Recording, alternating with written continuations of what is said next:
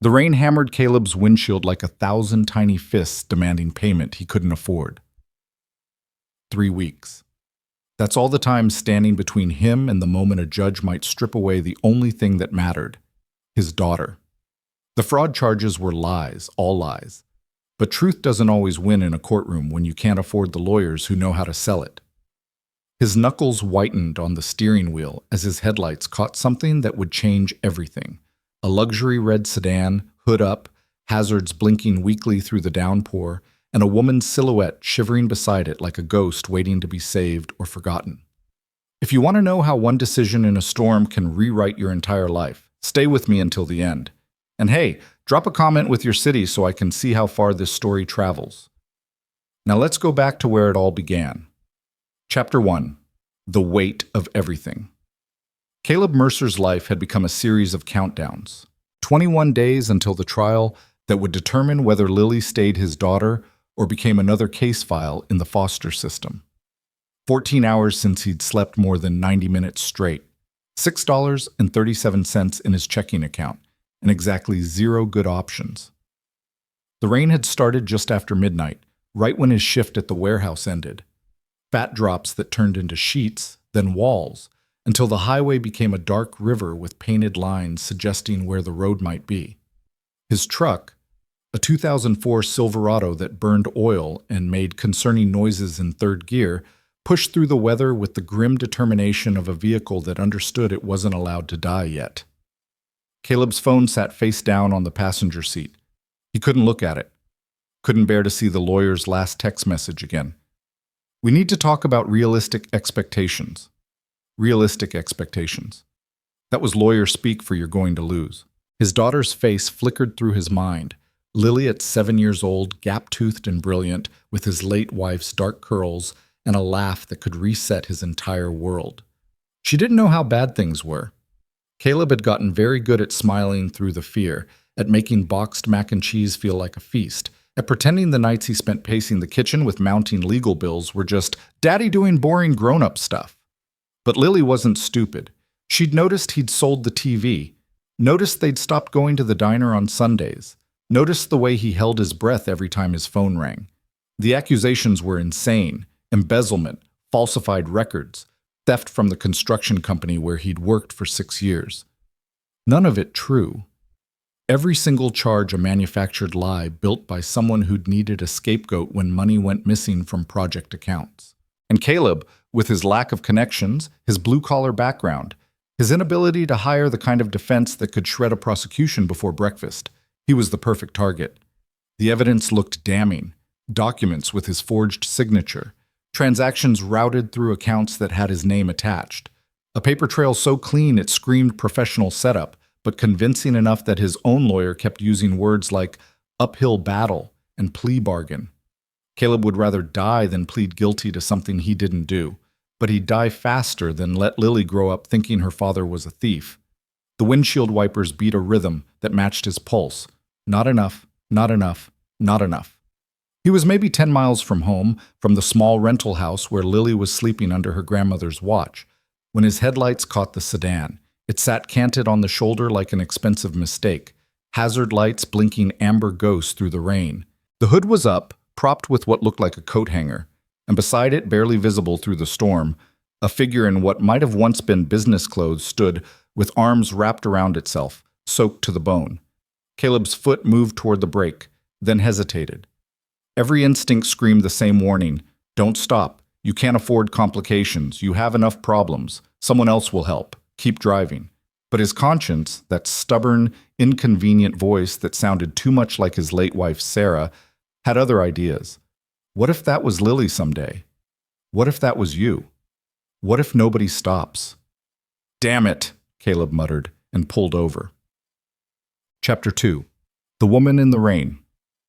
He left his truck running, flashers on, and stepped out into the deluge. The rain hit like a cold slap, soaking through his work jacket in seconds. He kept his distance as he approached, hands visible, posture non-threatening, every movement calculated to say, I'm here to help, not hurt. The woman turned. Even drenched and miserable, she carried herself with a kind of rigid authority that Caleb recognized from every boss, every bureaucrat, every person who'd ever looked at him and seen just a worker. Her dark hair was plastered to her face, and her eyes, sharp and assessing even in exhaustion, locked onto him with immediate wariness. "Car trouble?" Caleb called over the rain, stopping a respectful 10 feet away. "Obviously." Her voice cut through the storm with the kind of precision that suggested she was used to people jumping when she spoke. Then, seeming to catch herself, she softened slightly.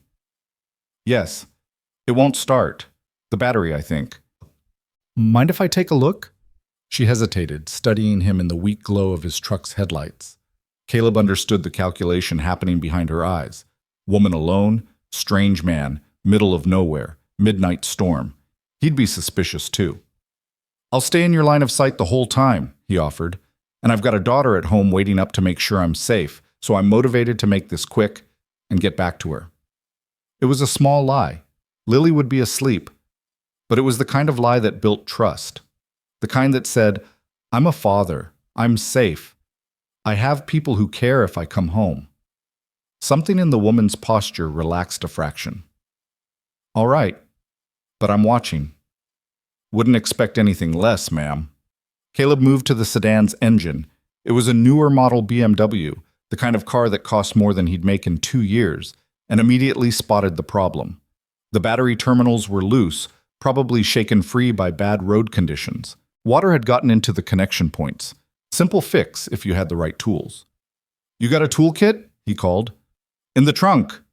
He waited while she popped it, watched her produce a leather case that probably came with the car and had never been opened. Inside were tools so pristine they looked like they'd been minted that morning. Caleb pulled out what he needed and got to work. His own worn toolkit still in his truck, but unnecessary for this. The woman stood under a small overhang created by the open hood, watching him with unnerving intensity. After a moment, she spoke. "You do this often? Rescue stranded motorists?" "First time, actually," Caleb said, working the wrench carefully. "Usually I'm the one broke down on the side of the road." "Then why stop?" He paused, considering the question. The rain pounded the metal around them, creating a strange pocket of almost quiet beneath the hood. "Because somebody should," he said finally. "And I happen to be that somebody tonight." Altruism. How refreshingly uncommon. There was something in her tone, not quite cynicism, but close, like she'd been disappointed by people enough times to expect it as default. Caleb tightened the terminals, wiped the connections clean with a rag from his pocket, and stepped back. "Try it now." She moved to the driver's seat, and the engine turned over immediately, purring to life like it had never been dead. Relief flickered across her face, the first genuine emotion he'd seen, before the mask of composure slid back into place. She stepped out of the car. "Thank you, sincerely. Let me pay you." "No need." "I insist." She was already reaching for a purse in the passenger seat. 100? 2? "Ma'am, I didn't do it for money. I did it because you needed help, and I could give it." She stared at him like he'd spoken a foreign language. "Everyone wants something." "Sure," Caleb agreed. "I want you to get home safe. That's it." For a long moment, she simply studied him, this soaking wet stranger who'd stopped in a storm and refused payment. Caleb could see her trying to solve him like an equation that didn't balance. Finally, she spoke. "May I at least have your name?" Caleb Mercer." She extended a hand. Her grip was firm, professional, the handshake of someone who'd negotiated with powerful people. "Evelyn?" "Just Evelyn." "No last name." Caleb didn't press. "Drive careful, Evelyn. Roads are getting worse." "You as well, Caleb Mercer." He climbed back into his truck, water streaming off his jacket, and pulled back onto the highway. In his rearview mirror, he watched the BMW's lights merge into traffic and disappear into the night. Caleb told himself it was just a good deed, a brief intersection of two lives that would never cross again. He told himself it didn't matter that she'd looked at him like he was a puzzle she couldn't quite solve. He told himself a lot of things, but the image of her face in the rain, sharp, intelligent, guarded, and for one brief moment genuinely grateful, stayed with him longer than it should have. Good set. Chapter 3. The countdown continues.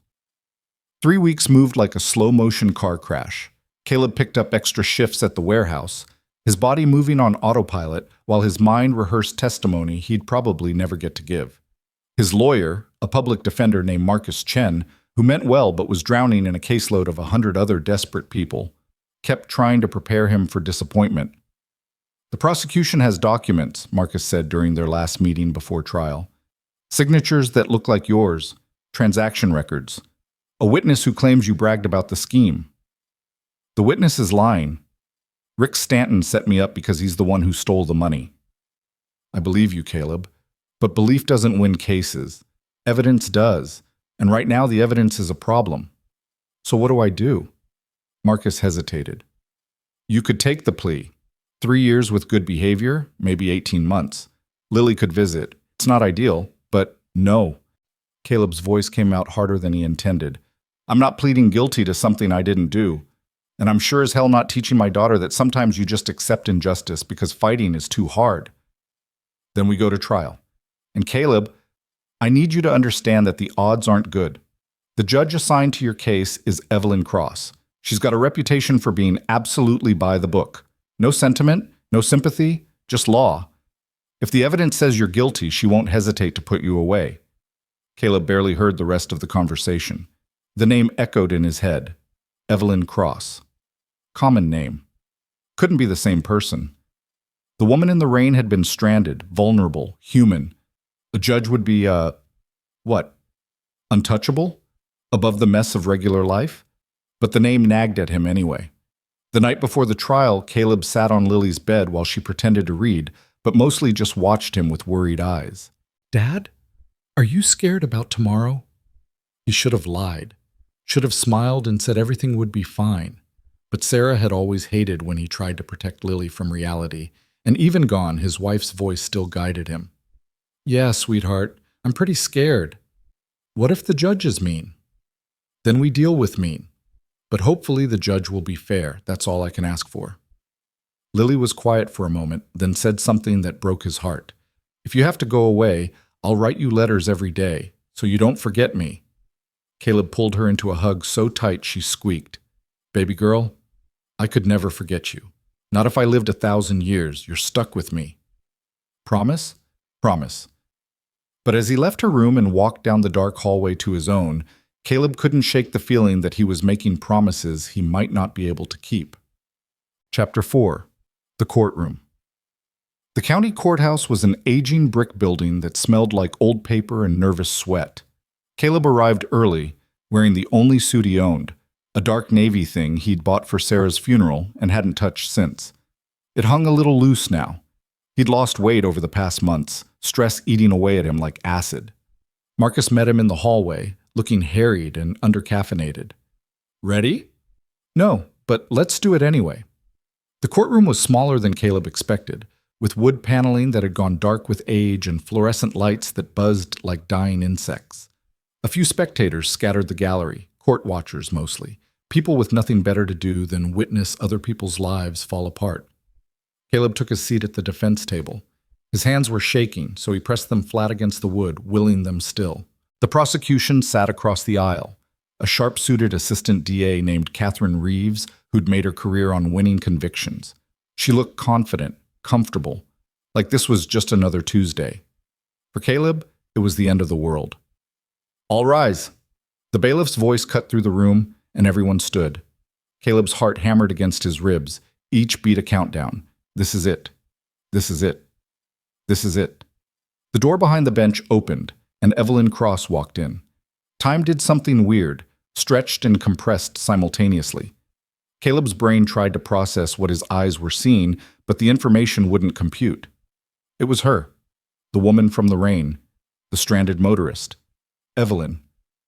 But not Evelyn, the vulnerable stranger.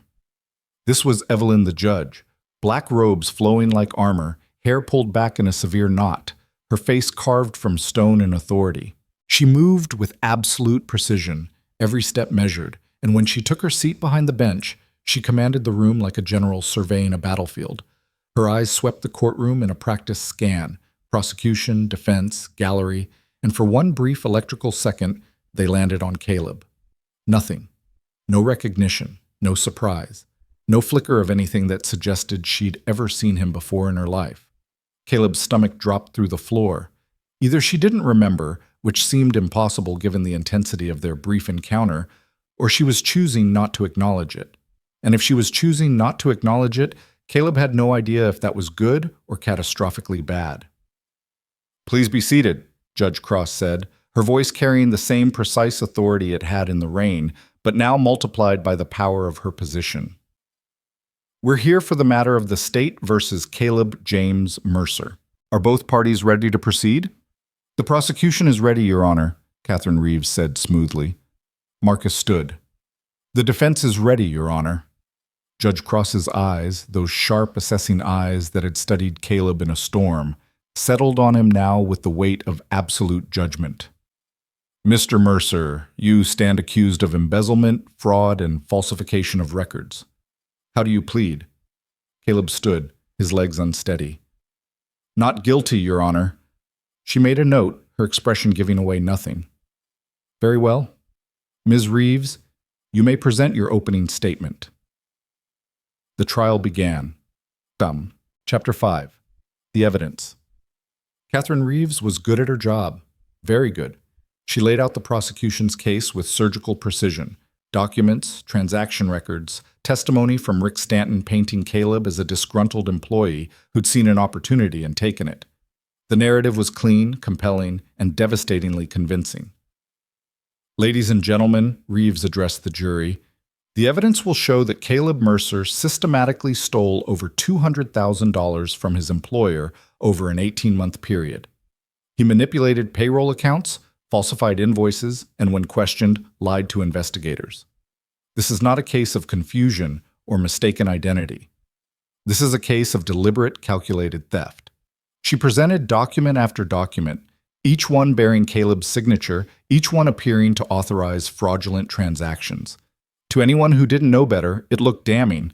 Marcus did his best in cross-examination, poking holes where he could. "Mr. Stanton, isn't it true that you had equal access to these accounts?"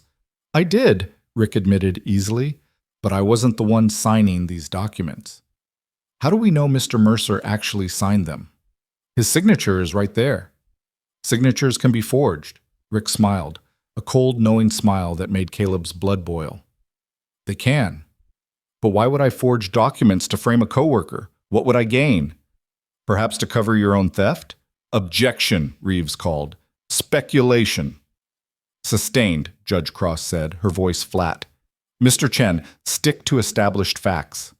Marcus tried. God, he tried. But the evidence was a mountain, and he was one man with a shovel. Through it all, Judge Cross presided with absolute neutrality. She sustained objections, overruled grandstanding, and kept the proceedings moving with mechanical efficiency. She never once looked at Caleb in a way that suggested she'd ever seen him before. But Caleb watched her, studied her, and slowly he began to notice small things. The way her jaw tightened when Reeves presented the forged signatures, the slight pause before she sustained certain objections, the laser focus with which she examined each piece of evidence the prosecution submitted. It was subtle. So subtle Caleb might have imagined it. But he didn't think he was imagining the moment, deep into the second day of trial, when Reeves presented a smoking gun document supposedly showing Caleb authorizing a $50,000 fraudulent transaction. Judge Cross studied it for a long moment. Then, in a voice that could cut glass, she said, "Ms. Reeves, when was this document forensically verified?" Reeves blinked. "I'm sorry, Your Honor." "Forensically verified. Chain of custody documented. Authenticated by a handwriting expert. The signature matches Mr. Mercer's known samples. That wasn't my question." Judge Cross's eyes were steel. "Was this document subjected to forensic analysis to verify its authenticity?" A beat of silence. "No, Your Honor, but then it's not yet admissible as evidence." She set the document aside. "You'll need to submit it for proper verification before I'll allow the jury to consider it." Reeves looked like she'd been slapped. "Your Honor, this is standard procedure. Document authentication is required when the defense questions authenticity, which they have, repeatedly." Judge Cross's tone left no room for argument. "Get it verified, Ms. Reeves. Until then, the jury will disregard this exhibit." Marcus shot Caleb a look that said, "What the hell just happened?" Caleb had no answer, but something had shifted. Chapter 6. The Turn. The prosecution's case began to fracture. With Judge Cross demanding proper forensic verification for every document, the smooth narrative Reeves had built started showing cracks. Chain of custody became an issue. Authentication questions arose. What had seemed like ironclad evidence suddenly looked shakier under the microscope of proper legal scrutiny. And then on the fourth day of trial, everything exploded. The court ordered forensic analyst, a dry, academic man named Dr. Howard Chen, took the stand to present his findings on the disputed documents. "Dr. Chen," Marcus asked during the direct examination, his voice carefully controlled, "what did your analysis reveal about the signatures on Exhibits 12 through 34? Dr. Chen adjusted his glasses. "The signatures are forgeries, sophisticated ones, but forgeries nonetheless." The courtroom erupted. Judge Cross's gavel cracked like a gunshot. "Order! I will have order!" Reeves was on her feet. "Your Honor, I'd like to request a recess to—" "Denied. Dr. Chen, please explain your findings in detail." The analyst proceeded to methodically dismantle the prosecution's case. The signatures had been traced and reproduced. The documents themselves showed evidence of digital manipulation.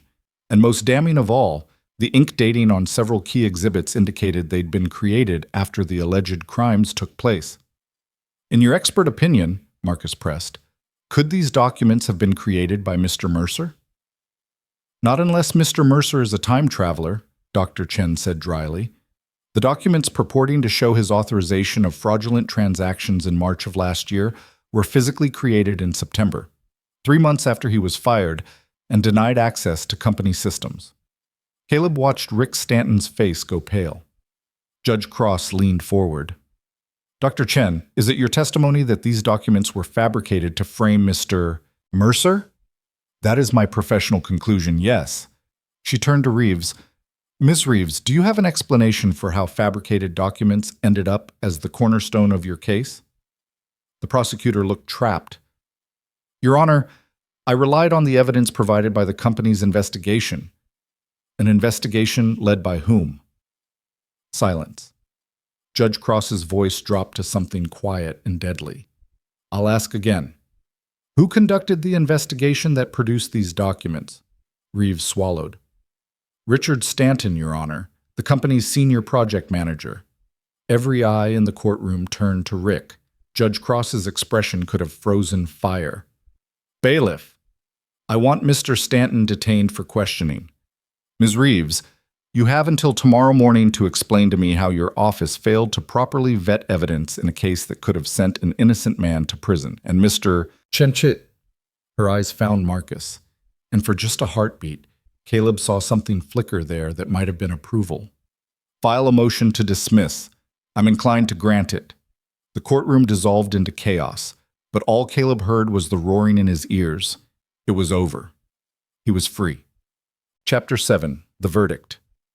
The next morning, Judge Cross dismissed all charges. She did it with the same precise authority she'd shown throughout the trial, but this time, when she spoke, there was an edge to her words that felt personal. "Mr. Mercer, this court apologizes for the miscarriage of justice you've endured. The charges against you are dismissed with prejudice. Furthermore, I am ordering the district attorney's office to investigate Mr. Stanton for fraud, evidence tampering, and perjury." She looked directly at Caleb then, and he saw it, the briefest flash of recognition, of humanity beneath the judicial robes. "You are free to go, Mr. Mercer, and for what it's worth—" She paused, choosing her words carefully. "The record should reflect that you conducted yourself with dignity and integrity throughout this ordeal. That speaks to character." Caleb stood on shaking legs. "Thank you, Your Honor." She nodded once, then stood. Court is adjourned. As she left the bench, black robes sweeping behind her like wings, Caleb wanted to call out, to say something, to somehow bridge the gap between the man in the rain and the defendant in her courtroom. But the moment passed, and she was gone. Marcus clapped him on the shoulder. "You're free, man. You're actually free." "Yeah," Caleb said, still staring at the empty bench. "I guess I am." But freedom came with a weight he hadn't expected. The weight of unfinished business, of gratitude unexpressed, of a woman who'd saved his life twice and disappeared both times before he could truly thank her. Outside the courthouse, the sun was shining. Lily was waiting with her grandmother, and when she saw Caleb, she screamed and ran to him, nearly knocking him over with the force of her hug. "You're home," she sobbed into his shoulder. "You're really home." "I'm really home, baby girl, and I'm never leaving. Bensky." He held his daughter in the sunlight and let himself believe, for the first time in months, that maybe things would be okay.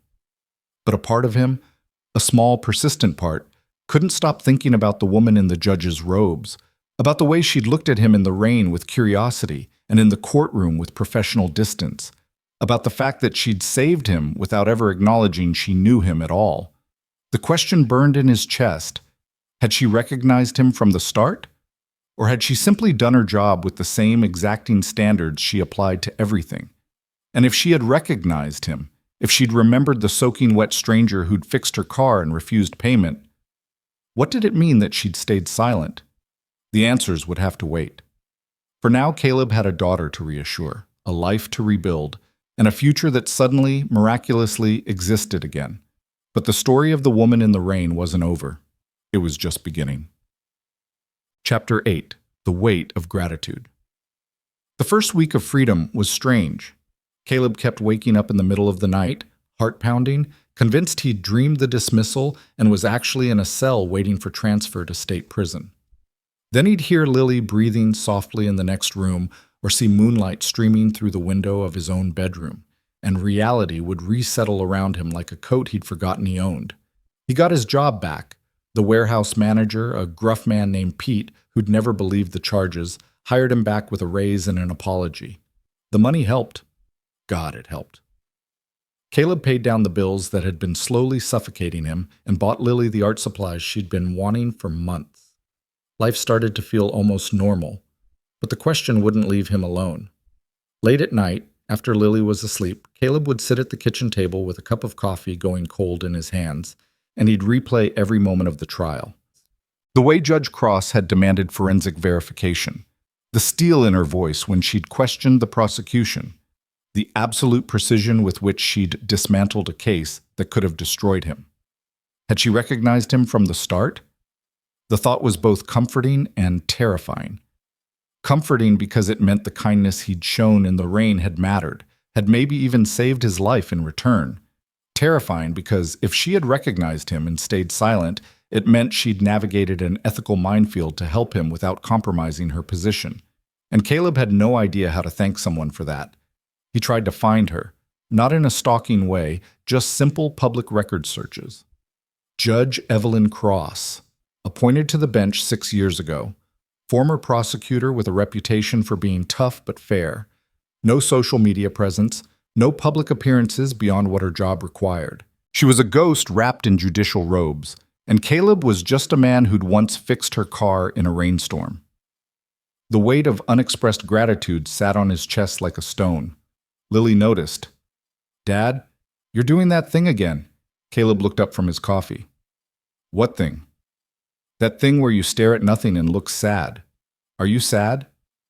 "No, baby girl. Just thinking." "About what?" "How to explain it.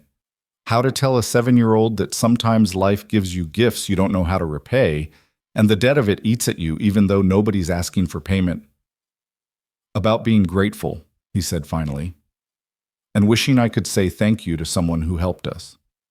Lily climbed into his lap. She was getting too big for it, all gangly limbs and sharp elbows, but Caleb would never tell her no, and rested her head against his shoulder.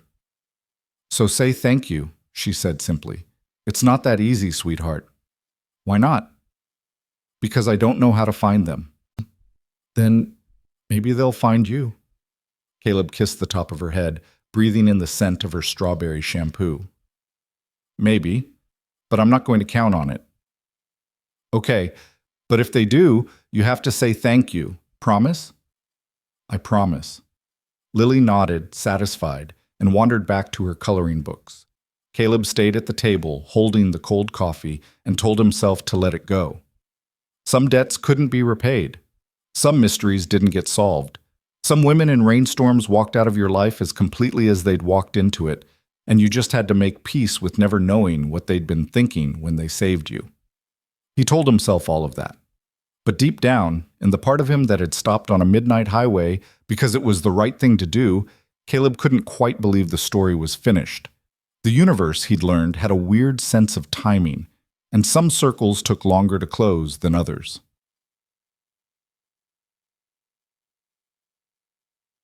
Chapter 9. The Ordinary Miracle. 3 weeks after the trial ended, Caleb took Lily to the hardware store. It was a Saturday morning errand, the kind of mundane, beautiful normal that Caleb had thought he'd never experience again. The bathroom sink had a drip that was driving him slowly insane, and he needed a replacement washer and maybe some pipe tape if he was going to fix it without calling a plumber he couldn't afford. Lily pushed the cart, steering it with the serious concentration of a 7-year-old given important responsibility. She'd already talked him into stopping by the paint section to look at color samples. "Just looking, Dad. I'm not asking for anything, but that purple would be so pretty in my room," and was now campaigning for a stop at the garden center on the way out. "They have baby tomato plants," she explained. "We could grow tomatoes. I'd take care of them." "You said that about the goldfish. Mr. Bubbles lived for 3 months. That's basically forever in fish years." Caleb was laughing, actually laughing, the kind of deep, genuine laughter that had been rare as gold over the past year, when he turned into the electrical aisle and nearly walked straight into Evelyn Cross. Time stuttered. She was dressed nothing like a judge, faded jeans, a soft gray sweater, her hair loose around her shoulders instead of pulled back in that severe judicial knot. She held a small basket containing what looked like light bulbs and were those battery terminals. Their eyes met. Recognition flared immediate and mutual. No hiding it now, no professional distance to maintain. For a stretched second, neither of them spoke. Then Lily, bless her complete lack of social awareness, broke the silence. "Dad, you're blocking the aisle." Caleb stepped aside, his mouth trying to form words that his brain couldn't quite organize. Sorry, it's fine," Evelyn said quickly. But she wasn't moving either. Lily looked between them with the sharp curiosity of a child who knew something interesting was happening. "Do you know each other?" "We've met," Evelyn said carefully. Her eyes hadn't left Caleb's face. "Hello, Mr. Mercer." "Your Honor," Caleb managed. "Evelyn, please." She gestured at her civilian clothes with a small, almost self-conscious smile. "I'm off the clock." Lily tugged Caleb's sleeve. "Dad, who is this?" How to answer. "This is the woman who saved my life twice, baby girl. Once in a rainstorm and once in a courtroom, and I never got to say thank you." "This is a friend," Caleb said, the word feeling both inadequate and strangely right. Evelyn's expression shifted, something soft and surprised flickering across her features. "A friend. Yes, I suppose that's accurate." An awkward silence fell. Caleb's brain screamed at him to say something, anything to bridge the gap. But everything felt too big or too small, too much or not enough. Evelyn cleared her throat. "I see you're shopping for plumbing supplies. Dripping sink. I'm here for—" She held up the battery terminals, and something that might have been humor touched her eyes. "These, actually. My car's been having issues lately." The absurdity of it hit them both at the same moment. Caleb felt a laugh bubble up. Inappropriate, slightly hysterical, but genuine. "Seems like a pattern with your car," he said. "It's very dramatic, likes attention." Lily, growing bored with adult conversation, tugged on Caleb's sleeve again. "Can I go look at the hammer section?" "The hammer section?" "I want to see the pretty handles." "Sure, baby girl. Stay where I can see you." Lily skipped off, immediately gravitating toward a display of tools with brightly colored grips. Caleb and Evelyn were left standing in the electrical aisle, the fluorescent lights humming above them, surrounded by the mundane architecture of a Saturday morning. "She's beautiful," Evelyn said quietly. "Your daughter." "She's my whole world." "I know." The words came out soft, weighted with meaning. "I could see that. In court. The way you looked when her name was mentioned, that's not something you can fake." Caleb's throat tightened. "I never got to thank you for what you did." "I did my job." "You did more than that." He held her gaze, needing her to understand. You demanded verification when you didn't have to. You pushed when most judges would have let it slide. You saved my life, Evelyn. Again. She was quiet for a long moment, studying him with those sharp, assessing eyes. Then she said something that changed everything. I recognized you. The moment I walked into that courtroom, I knew exactly who you were. The admission hit Caleb like a physical blow. You, the whole time. She set her basket down, folding her arms across her chest in what looked like a protective gesture. And it was the hardest thing I've ever done, pretending I didn't. Because if I'd acknowledged it, if there'd been even a hint of prior connection, the prosecution would have called for my recusal. Your case would have gone to another judge, maybe one who wouldn't have looked as closely at the evidence. So you stayed silent. I stayed silent, and I did my job with every ounce of integrity I possess, because I needed that case to be absolutely airtight if it was going to be dismissed. I couldn't give anyone, not the prosecution, not an appeals court, not anyone, grounds to question my ruling. Caleb felt something unlock in his chest, the weight he'd been carrying for weeks suddenly lighter. You risked your reputation, for me. I risked my reputation for justice. There's a difference. But her eyes softened. Though I'll admit, having seen your character firsthand made me motivated to look very carefully at the evidence being presented. Because I stopped in the rain. Because you stopped in the rain for a stranger, expecting nothing in return. Because you showed me kindness when you had every reason to keep driving. Because, she paused, seeming to choose her words carefully. Because people who do that tend to be who they appear to be. And you appeared to be exactly what you claimed. An innocent man being railroaded by a liar. The emotion swelling in Caleb's chest was too big for words, so he said the only thing that mattered, thank you. You already thanked me, in a rainstorm, by helping when you didn't have to. Evelyn smiled, a real smile, warm and genuine. We're even. Down the aisle, Lily had discovered a display of hammers with rainbow-colored handles and was testing their weight with serious consideration. Your daughter seems to have strong opinions about tools, Evelyn observed. She has strong opinions about everything. Gets it from her mom. Your wife? Was. She died 3 years ago. Cancer. I'm sorry. Me too. Caleb watched Lily examine a purple-handled hammer like it held the secrets of the universe. But we're doing okay. Better than okay now. An idea sparked, reckless and probably stupid, but Caleb had learned that the best moments in life usually started with decisions that looked questionable from the outside. Can I buy you coffee? He asked. To say thank you properly, and maybe to prove that I can hold a conversation without being terrified you're about to send me to prison. Evelyn laughed, a genuine, surprised sound that transformed her entire face. Coffee, yes, I think I'd like that.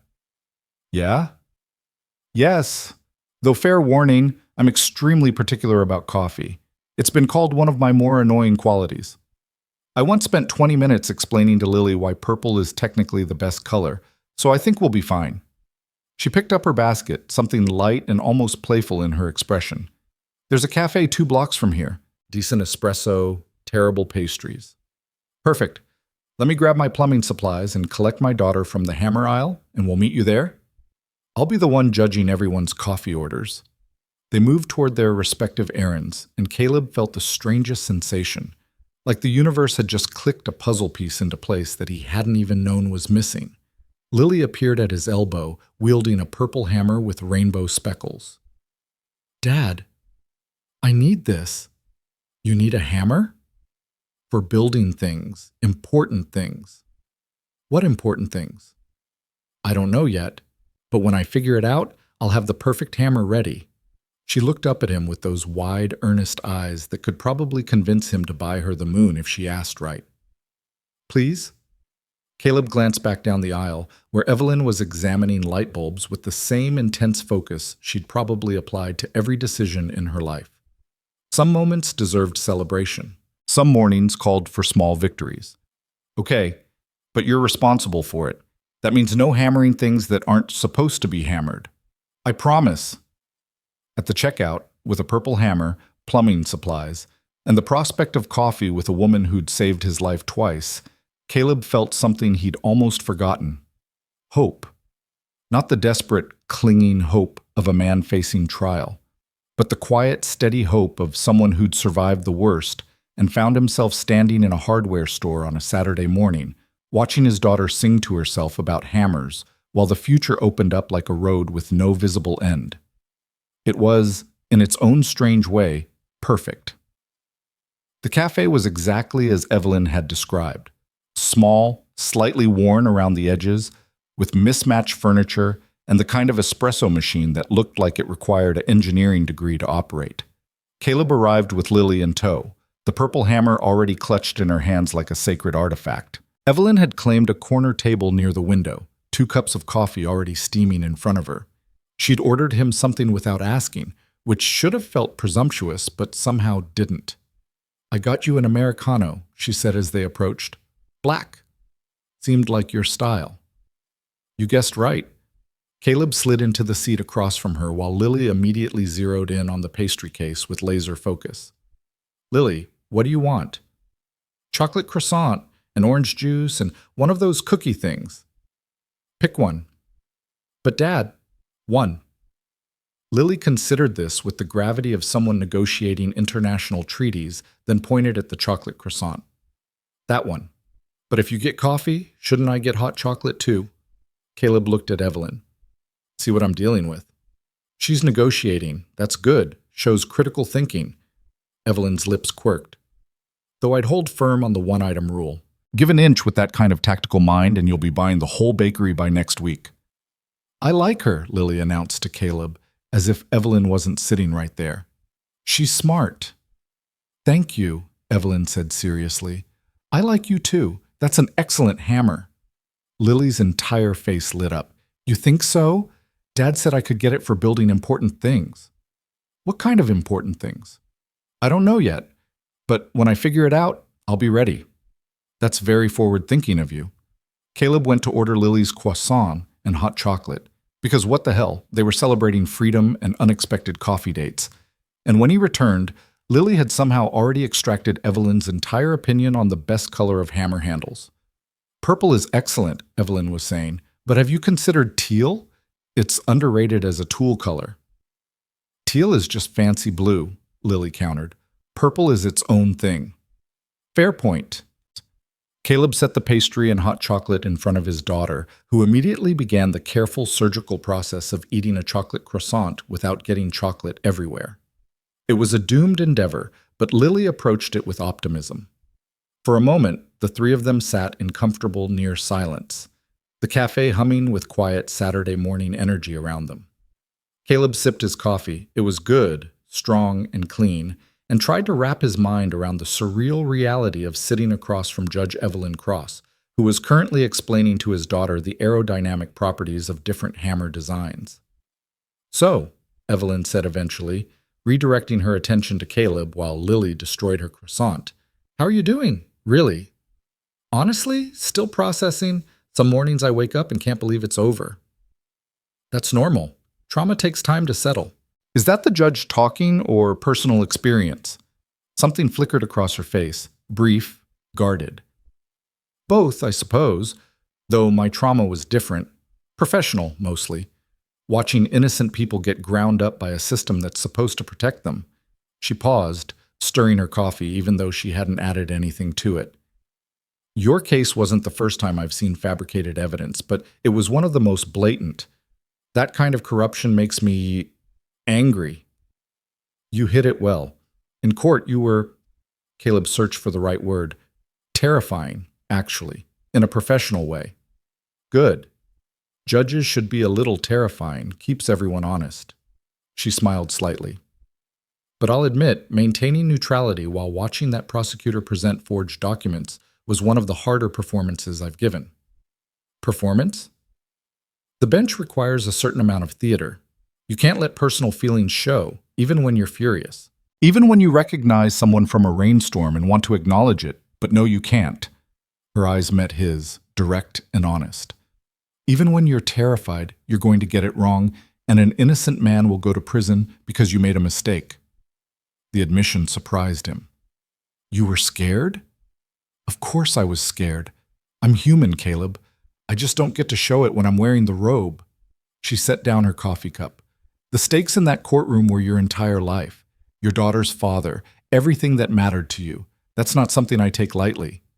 Lily looked up from her croissant, chocolate smeared across her chin. Are you talking about the trial? When Dad was sad all the time? Caleb's chest tightened. Yeah, baby girl, that's what we're talking about.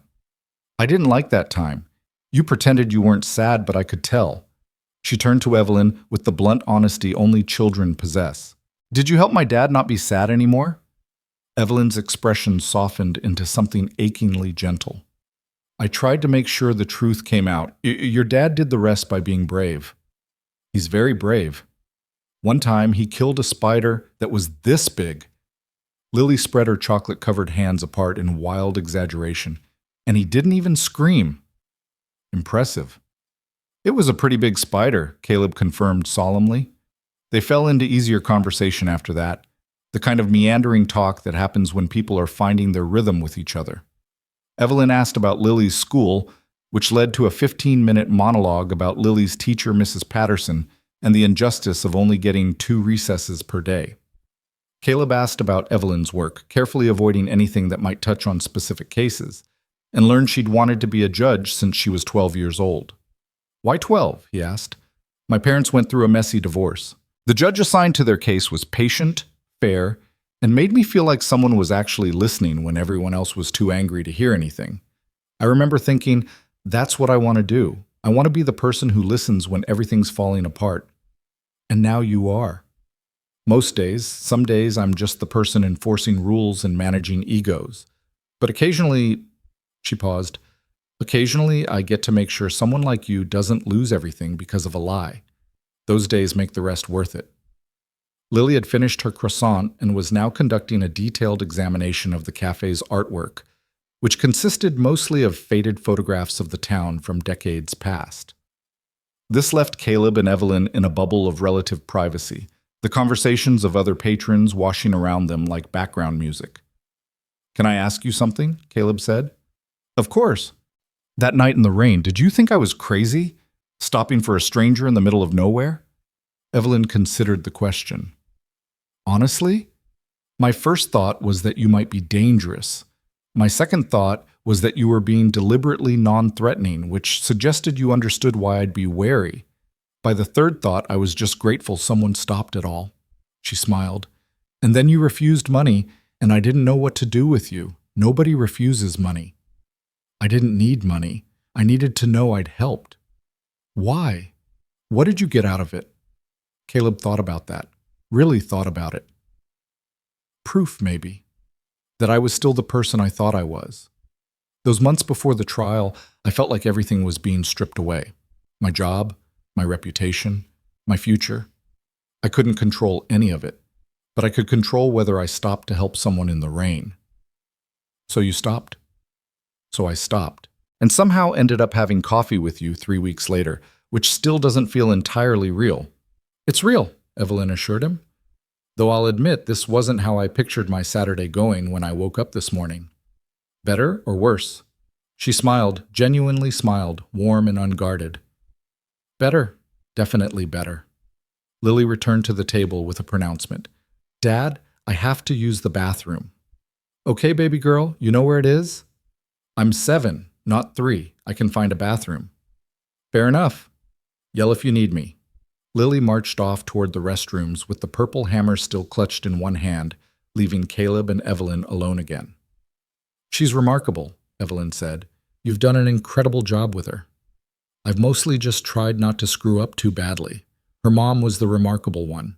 Sarah would have known exactly what to say, how to handle everything. I'm just, making it up as I go.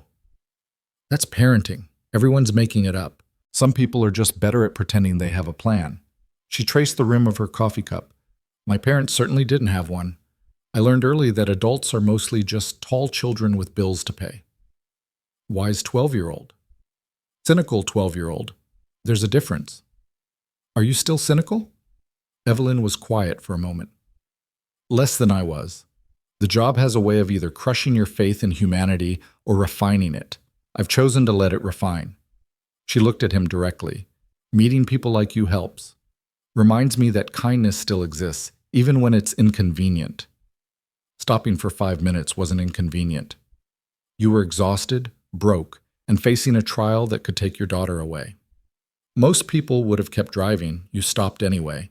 She held his gaze. That matters, Caleb. More than you probably realize. He didn't know what to say to that, so he said the truth. I'm glad I stopped. So am I. The moment stretched between them, weighted with something neither quite named.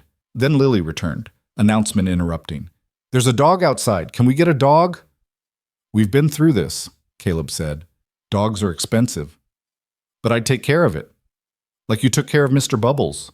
That was different. Fish are sneaky. Dogs are loyal. Evelyn laughed, a genuine, delighted sound. She makes a compelling argument. Don't encourage her. Next she'll want a pony. I already want a pony, Lily informed him. I just know that's a no, so I'm starting with a dog. Tactical negotiation, Evelyn murmured to Caleb. Told you. They lingered at the cafe longer than Caleb had planned, conversation flowing easier than it had any right to. Evelyn told stories about bizarre cases she'd presided over. Nothing confidential, just the weird human moments that happened in courtrooms. Caleb shared tales of warehouse mishaps and Lily's ongoing campaign to convince him that bedtime was a social construct. It felt normal. Easy. Like they'd known each other longer than 2 brief encounters in a trial. Eventually, though, the cafe began filling with the lunch crowd, and Lily's attention span reached its natural limit. We should probably go, Caleb said reluctantly. I've still got that sink to fix.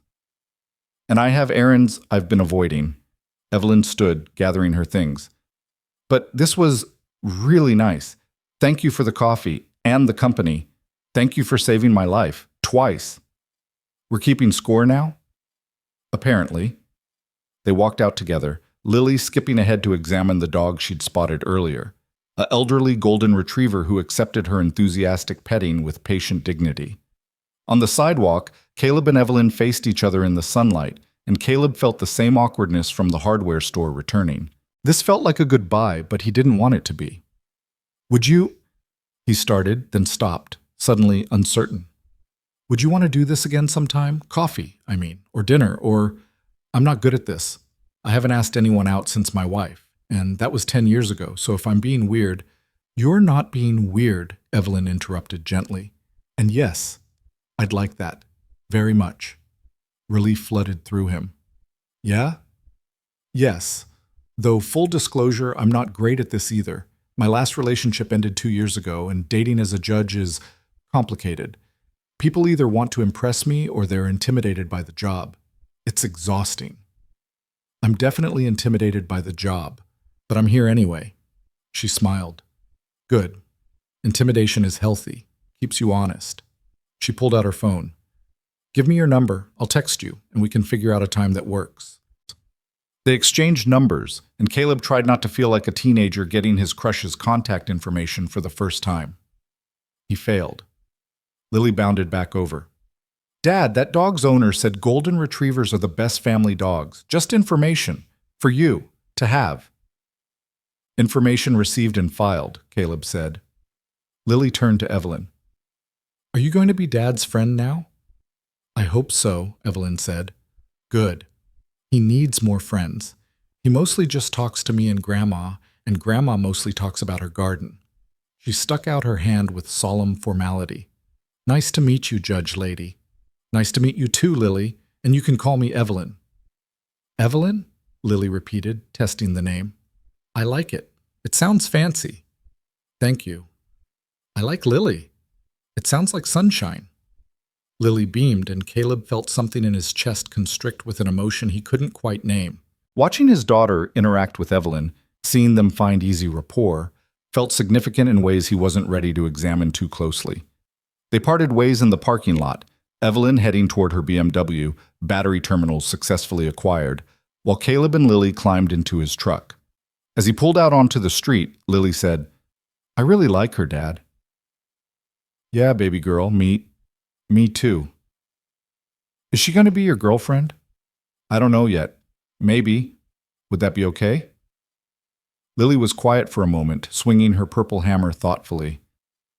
Mom would have liked her. She's smart and nice, and she thinks my hammer is cool. Caleb's throat tightened.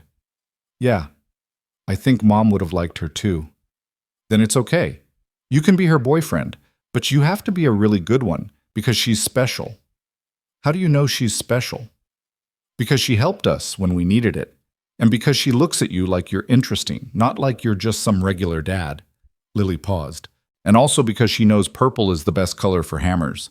Caleb laughed, the sound coming out slightly choked. Those are all excellent reasons. That night, after Lily was asleep and the sink was fixed, mostly, it still dripped a little, but less aggressively, Caleb's phone buzzed with a text from an unknown number. This is Evelyn. Just wanted to make sure you got home safely and that your sink repair went well. He smiled and typed back. Home safe. Sink is improved. Not perfect, but better. How are your battery terminals? Installed and functional. I even managed to do it myself, though I'll admit I consulted a YouTube video. That's cheating. That's efficiency. There's a difference. Judge Cross, are you telling me you cut corners? I'm telling you I use available resources wisely. Completely different. They texted back and forth for another hour. Nothing deep, just the easy back and forth of two people getting to know each other. She asked about Lily's bedtime routine. He asked about her coffee preferences. She sent a photo of her car with the caption, "Look, it starts." And he sent back a thumbs up emoji followed immediately by, "Did I just use an emoji with a judge? Is that contempt of court?" Only if the emoji is rude. Thumbs up is acceptable. Eggplant is pushing it. Noted for future reference. When they finally said goodnight, Caleb lay in bed staring at the ceiling, feeling something he hadn't felt in years. Anticipation for the future that wasn't rooted in dread. His phone buzzed one more time. For what it's worth, I had a really good time today. Thank you for the coffee and for letting me meet Lily. She's wonderful. Caleb typed and deleted 3 different responses before settling on the truth. Thank you for being willing to take a chance on the guy who stopped in the rain. I had a really good time too. The response came almost immediately. Best decision I've made in a while. He fell asleep smiling. The next 2 weeks unfolded like something from a life Caleb had thought was only available to other people. People with stable jobs and clean legal records and the kind of uncomplicated existence where you could plan more than 3 days into the future. He and Evelyn texted daily. Nothing overwhelming, just steady connection, morning check-ins, random observations, photos of interesting things. She sent him a picture of a courtroom cat that had wandered in during a hearing. He sent her a video of Lily's dramatic interpretation of why she deserved a dog, performed with full theatrical flair. They managed one actual date, dinner at a quiet Italian place where the food was simple and excellent, and they could talk without shouting over noise. Evelyn wore a dark blue dress that made her eyes impossible to look away from, and Caleb wore the same suit from the trial because it was the only one he owned, but she didn't seem to mind. You clean up well, she said when he picked her up. You're just being nice. I'm a judge. I'm contractually obligated to be honest. Is that true? No, but it sounds authoritative. Over pasta and wine that Evelyn insisted on splitting despite Caleb's protests, they talked about everything and nothing. She told him about her family, parents divorced, one sister she barely spoke to, a childhood spent learning to navigate conflict by going invisible. He told her about Sarah, about the cancer that took her too fast, about learning to be both parents to a 5-year-old who didn't understand why mommy wasn't coming home. That must have been impossible, Evelyn said quietly. Some days it was. Some days I barely held it together. But Lily needed me to hold it together, so I did. He twirled his fork through pasta. Kids have a way of making you stronger than you think you can be. Do you think you'll tell her? About us, I mean, if this, she gestured between them, becomes something worth telling? She already knows. She asked if you were going to be my girlfriend about 30 seconds after we left the cafe. And what did you tell her? That I didn't know yet, but I hoped so. He met her eyes. Was that presumptuous? No, it was honest. Evelyn's expression softened. I hope so too. They stayed at the restaurant until closing, then walked to a nearby park, even though it was late and slightly cold. Evelyn shivered, and Caleb offered his jacket without thinking. She took it, pulling it around her shoulders, and they sat on a bench under streetlights watching the occasional car pass. "This is nice," Evelyn said. "I don't do this enough. Sit on benches? Be normal. Most of my life is scheduled down to the minute. Court, meetings, case reviews, more court. I forget sometimes that you can just exist without a plan." "Well, if it helps, I have no plan whatsoever. For tonight, for tomorrow, for any of it. I'm completely winging this." "That does help, actually." She leaned against him slightly, not quite cuddling, but close enough that Caleb could feel her warmth. "You're good at winging it. Years of practice. Single parenting is 90% improvisation, 10% hoping you don't screw up too badly." They sat in comfortable silence for a while, and Caleb thought about the strangeness of it all. How life could turn on the smallest moments. A decision to stop in the rain. A chance meeting in a hardware store. A text message sent late at night. "Can I ask you something?" Evelyn said eventually. "Anything." "When you stopped that night, in the storm, did you ever think it would lead here?" "Honestly? I thought I'd fix your car and never see you again. That's how those things usually go." "But you stopped anyway." "Yeah, I stopped anyway." He looked at her. "I'm starting to think the universe has a weird sense of humor. Or excellent timing. Maybe both." Evelyn turned to face him more fully, her expression serious. "I need you to understand something. My job is complicated. I can't show favoritism, can't be seen as compromised. If we do this, if this becomes real, there will be rules, boundaries, things we have to navigate carefully." "I understand." "Do you? Because it means I can't acknowledge you in public if you're in my courtroom. It means we'll have to be careful about who knows what. It means—" "Evelyn," Caleb took her hand, "I watched you tear apart a prosecution's case to save my life while pretending you'd never met me. I know you can navigate complicated, and I'm willing to navigate it with you, if you'll let me." She stared at him for a long moment, something vulnerable and uncertain flickering across her face. Then she kissed him. It was gentle, tentative, the kiss of two people who'd both been hurt before and were trying not to rush towards something that might break them. But it was also real and warm and full of possibility. When they pulled apart, Evelyn was smiling. "Okay, let's do this. Let's try." "Yeah?" "Yes, but fair warning. I'm difficult, opinionated, and terrible at relaxing. My idea of a fun weekend is reading case law. I work too much and I'm not great at compromise.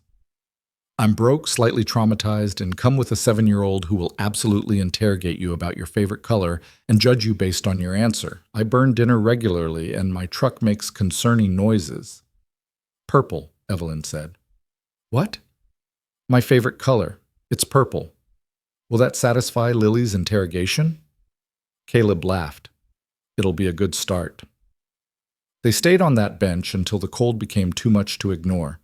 Then Caleb drove her home. At her door, she kissed him again, longer this time, with more certainty, and whispered, "Thank you for stopping in the rain. Thank you for demanding forensic verification. We make a good team." "Yeah, I think we do." The following Saturday, Evelyn came to dinner at Caleb's house. It was Lily's idea. She'd been campaigning all week with the persistence of a skilled lobbyist. "Dad, you have to invite her. It's polite. And I want to show her my room and my hammer and my rock collection and—" Okay, I'll ask." So he asked, and Evelyn said yes, and now Caleb was attempting to cook lasagna while simultaneously preventing Lily from rearranging the entire living room to be more impressive for guests. "Lily, she doesn't need to be impressed. She already likes you." "But what if she changes her mind?" "She's not going to change her mind because the couch is in a different place. You don't know that." The doorbell rang, and Lily sprinted to answer it before Caleb could stop her. He heard the door open, heard Lily's excited, "You came!" and Evelyn's warm reply, and when he emerged from the kitchen, he found them already deep in conversation about whether rainbow sparkle hammers existed, and if not, why someone hadn't invented them yet. Evelyn had brought wine and flowers, daisies, simple and cheerful. "I wasn't sure what you liked," she said, handing them to Caleb. "These are perfect. Thank you." She dressed casually again, jeans and a soft sweater, but there was something about the way she held herself that always suggested authority, even in civilian clothes. Lily grabbed her hand and dragged her toward the living room, narrating a comprehensive tour of every important feature of the house. This is where Dad reads to me before bed. This is my craft corner, but I'm not allowed to use glitter anymore because of an incident. This is the window where we saw a raccoon once. This is... Lily, let her breathe, Caleb called from the kitchen. I'm fine, Evelyn assured him. The tour is very thorough. Dinner was chaotic in the best way. The lasagna turned out better than Caleb expected, and Lily entertained them with running commentary on everything from school drama to her theories about why pizza was the perfect food. It has all the food groups, she explained seriously. Bread, cheese, vegetables if you get the right toppings, and meat if you're not a vegetarian. It's basically complete nutrition. What about fruit? Evelyn asked. Tomato sauce is made from tomatoes. Tomatoes are fruit. I checked. Solid research. After dinner, while Caleb cleaned up, refusing Evelyn's offers to help, Lily showed off her rock collection with the enthusiasm of a museum curator presenting priceless artifacts. This one I found at the park. This one is from the beach when we went with Grandma. This one I think might be magic, but Dad says it's just quartz. It could be magic quartz, Evelyn suggested. That's what I said. From the kitchen, Caleb listened to them talk and felt something settle in his chest, a rightness he hadn't expected to find again. The sound of Lily laughing with someone who wasn't him or his mother-in-law. The easy way Evelyn engaged with his daughter, not talking down but treating her like a person worth taking seriously. When the dishes were done and Lily's bedtime approached, they gathered in the living room. Lily, displaying her tactical negotiation skills, immediately tried to extend her bedtime. But Evelyn's here. It would be rude to go to bed. Evelyn will still be here tomorrow, Caleb said. Will you? Lily asked Evelyn directly. Evelyn glanced at Caleb, something soft in her expression. If your dad will have me, yes. I'd like to be around tomorrow. And the day after that. See, Dad? She's staying, so I should stay up too. Nice try. Bed. Now. Lily sighed with theatrical despair but accepted her fate. She hugged Evelyn goodnight, a quick, fierce hug that made Evelyn's eyes go suspiciously bright, and trudged toward her room with the resignation of the unjustly oppressed. Alone with Evelyn, Caleb felt suddenly nervous. Sorry about the chaos. She's a lot sometimes. She's wonderful. You're raising an incredible kid, Caleb. I'm trying. Most days I feel like I'm barely keeping up. That's how you know you're doing it right. The parents who think they have it all figured out are usually the ones screwing up. She settled into the couch, looking more relaxed than he'd ever seen her. This is nice. You're home. It feels lived in. That's a polite way of saying cluttered. No, I mean it. My place is sterile. Everything in its place. No mess, no personality. This feels like a home. Like people actually live here and aren't just passing through. Caleb sat beside her. You're welcome here any time. Both of you, the sterile judge version and the human version. What if they're the same person? Then I'm lucky enough to get both. She leaned into him, and they sat like that for a long while, comfortable and quiet. Eventually, Evelyn spoke. I'm not good at this. Relationships. Letting people in. My last boyfriend said I kept him at arm's length, even when we were sleeping in the same bed. Was he right? Probably. I'm used to being self-sufficient, independent. Needing people feels dangerous. I get that. After Sarah died, I convinced myself Lily and I were enough, that we didn't need anyone else, that letting someone new in would somehow betray her memory. Do you still feel that way? Caleb thought about it. No, I think Sarah would want me to be happy, and I think she'd like you. You're strong, smart, and you take Lily seriously. Those would have mattered to her. I'm terrified, Evelyn admitted quietly, of screwing this up, of hurting you or Lily, of being too broken to be good at this. We're all a little broken. That's what makes us interesting. He turned to face her. And for what it's worth, I'm terrified too. But I'd rather be terrified with you than safe without you. She kissed him then, and this time there was less hesitation, more certainty.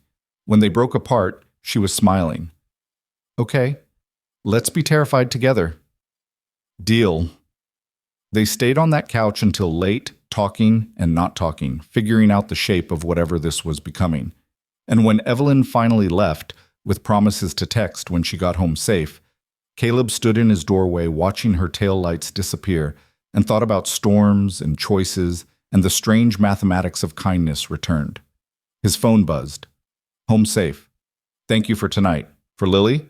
For lasagna. For being patient with someone who's learning how to let people in. He typed back, thank you for being willing to learn. See you tomorrow? Tomorrow.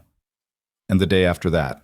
Caleb walked back inside, checked on Lily, asleep with her purple hammer on the nightstand like a talisman, and allowed himself to believe that maybe, just maybe, the worst was behind them. That the future could be something other than survival. That sometimes the universe gave back what it took away, just in different forms. And that stopping in the rain had been the best decision he'd ever made. The next 6 weeks moved like water finding its level, sometimes rushing, sometimes still, but always flowing forward. Evelyn became a fixture in their lives in the way important people do, not all at once, but in accumulated moments that built into something solid. She showed up for Lily's school art show on a Thursday evening, standing in the back of the gymnasium in her work clothes because she'd come straight from court. Lily spotted her immediately and dragged her to see every single piece of artwork in the entire exhibition, not just her own watercolor of a purple hammer surrounded by stars. This one is about friendship, Lily explained, pointing to a crayon drawing by her classmate Marcus. And this one is about dogs, obviously. And this one I think is supposed to be a house, but it looks more like a trapezoid with windows. Art is subjective, Evelyn said seriously. That's what Mrs. Patterson says when someone's drawing is weird, but she doesn't want to be mean. Caleb watched them from across the room, his daughter and this woman who'd somehow become essential, and felt the careful walls he'd built around his heart continue their steady collapse. Later, in the parking lot, Lily hugged Evelyn goodnight and whispered something Caleb couldn't hear. Evelyn's expression went soft and surprised, and she whispered something back that made Lily nod with satisfaction before skipping to the truck. What was that about? Caleb asked when they had a moment alone. She asked if I was going to stick around. I told her I planned to, if that was okay with her. And she said that I should know purple is her favorite color, sharks are cool but dolphins are cooler, and if I ever need help with anything important, she has a hammer. Evelyn's voice caught slightly. Then she said she was glad I stopped being just Dad's friend and started being her friend too. Caleb pulled her into a hug right there in the parking lot, not caring who saw. She doesn't let people in easy. Not since Sarah. The fact that she's letting you in means everything. I don't want to replace her mother. You're not. You're being exactly who you are, and that's exactly who Lily needs. He kissed her forehead. Who we both need. They'd established a rhythm by then, dinners twice a week alternating between his place and hers. Weekend mornings at the farmer's market where Lily would convince them to buy honey sticks and fresh bread and flowers that probably cost too much. Movie nights where Evelyn would fall asleep during the second half because her weeks were brutal, and Caleb would carefully extract himself to carry Lily to bed without waking either of them. Evelyn's house was everything Caleb expected. Meticulously organized, decorated in clean neutrals, with a kitchen that looked like it had never seen actual cooking. The first time she invited them over, Lily immediately began a campaign to add color. You need throw pillows, she announced, surveying the living room like a tiny interior designer. And maybe some plants. Do you have plants? I had a succulent once. It died. How did you kill a succulent? They're literally designed not to die. I have a gift, Evelyn said dryly. By their third visit, there were throw pillows, purple ones, naturally, and a small herb garden on the kitchen windowsill that Lily had declared herself personally responsible for. Evelyn pretended to be annoyed by the intrusion of color and life into her carefully controlled space, but Caleb caught her smiling at the basil plant more than once. What surprised him most was how easily Evelyn adapted to the chaos of their lives. She didn't flinch when Lily spilled juice on her couch, or when the purple hammer accidentally knocked a picture frame off the wall.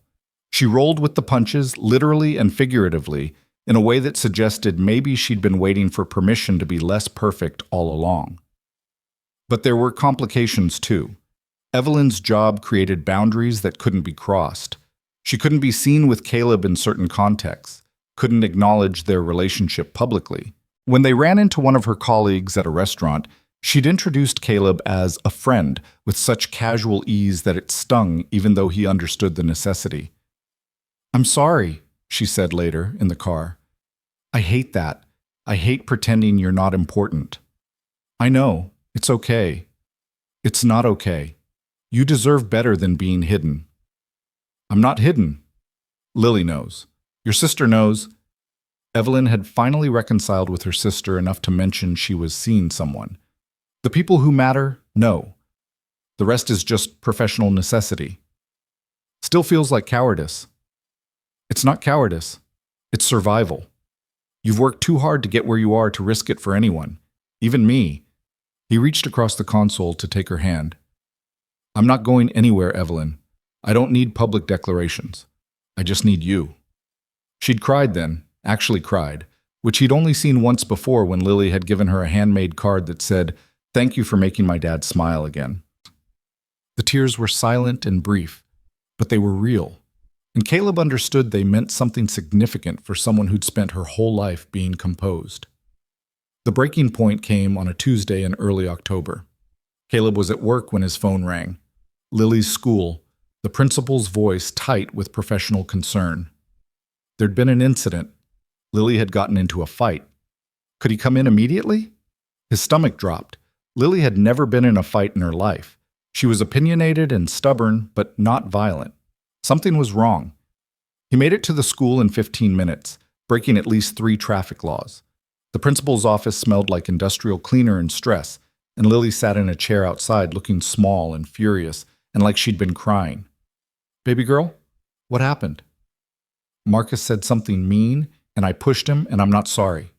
The principal, Mrs. Henderson, a woman who'd always seemed reasonable, invited Caleb into her office and explained the situation with the careful neutrality of someone delivering bad news. Marcus, Lily's former friend from art class, had said something about Caleb during recess. Something about the trial, about fraud, about how Lily's dad was a criminal who'd gotten away with it. Lily had told him to take it back.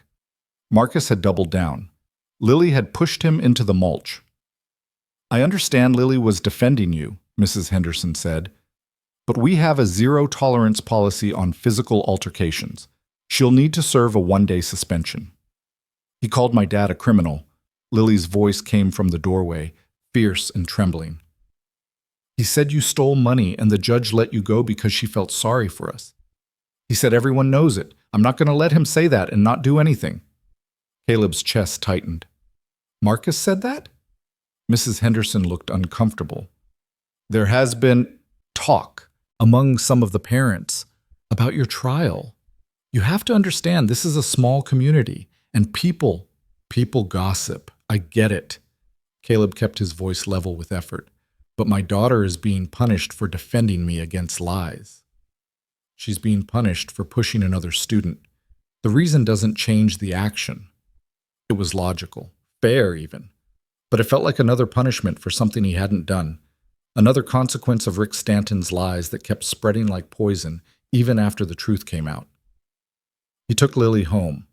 She cried in the truck, angry tears, frustrated tears, the tears of a 7-year-old who'd tried to protect her father and gotten punished for it. "I hate Marcus," she sobbed. "I hate everyone who says mean things about you. I hate that people think you're bad when you're the best person I know. Baby girl, come here." He pulled over into a parking lot and unbuckled her seatbelt so she could climb into his lap like she used to when she was smaller. "You can't fight every person who says something mean about me. You'll spend your whole life fighting." "But it's not fair." "No, it's not fair. But pushing Marcus didn't make him take it back, did it?" "No," she admitted miserably. "So what did it accomplish?" "I don't know. Made me feel better for like 5 seconds. Then worse."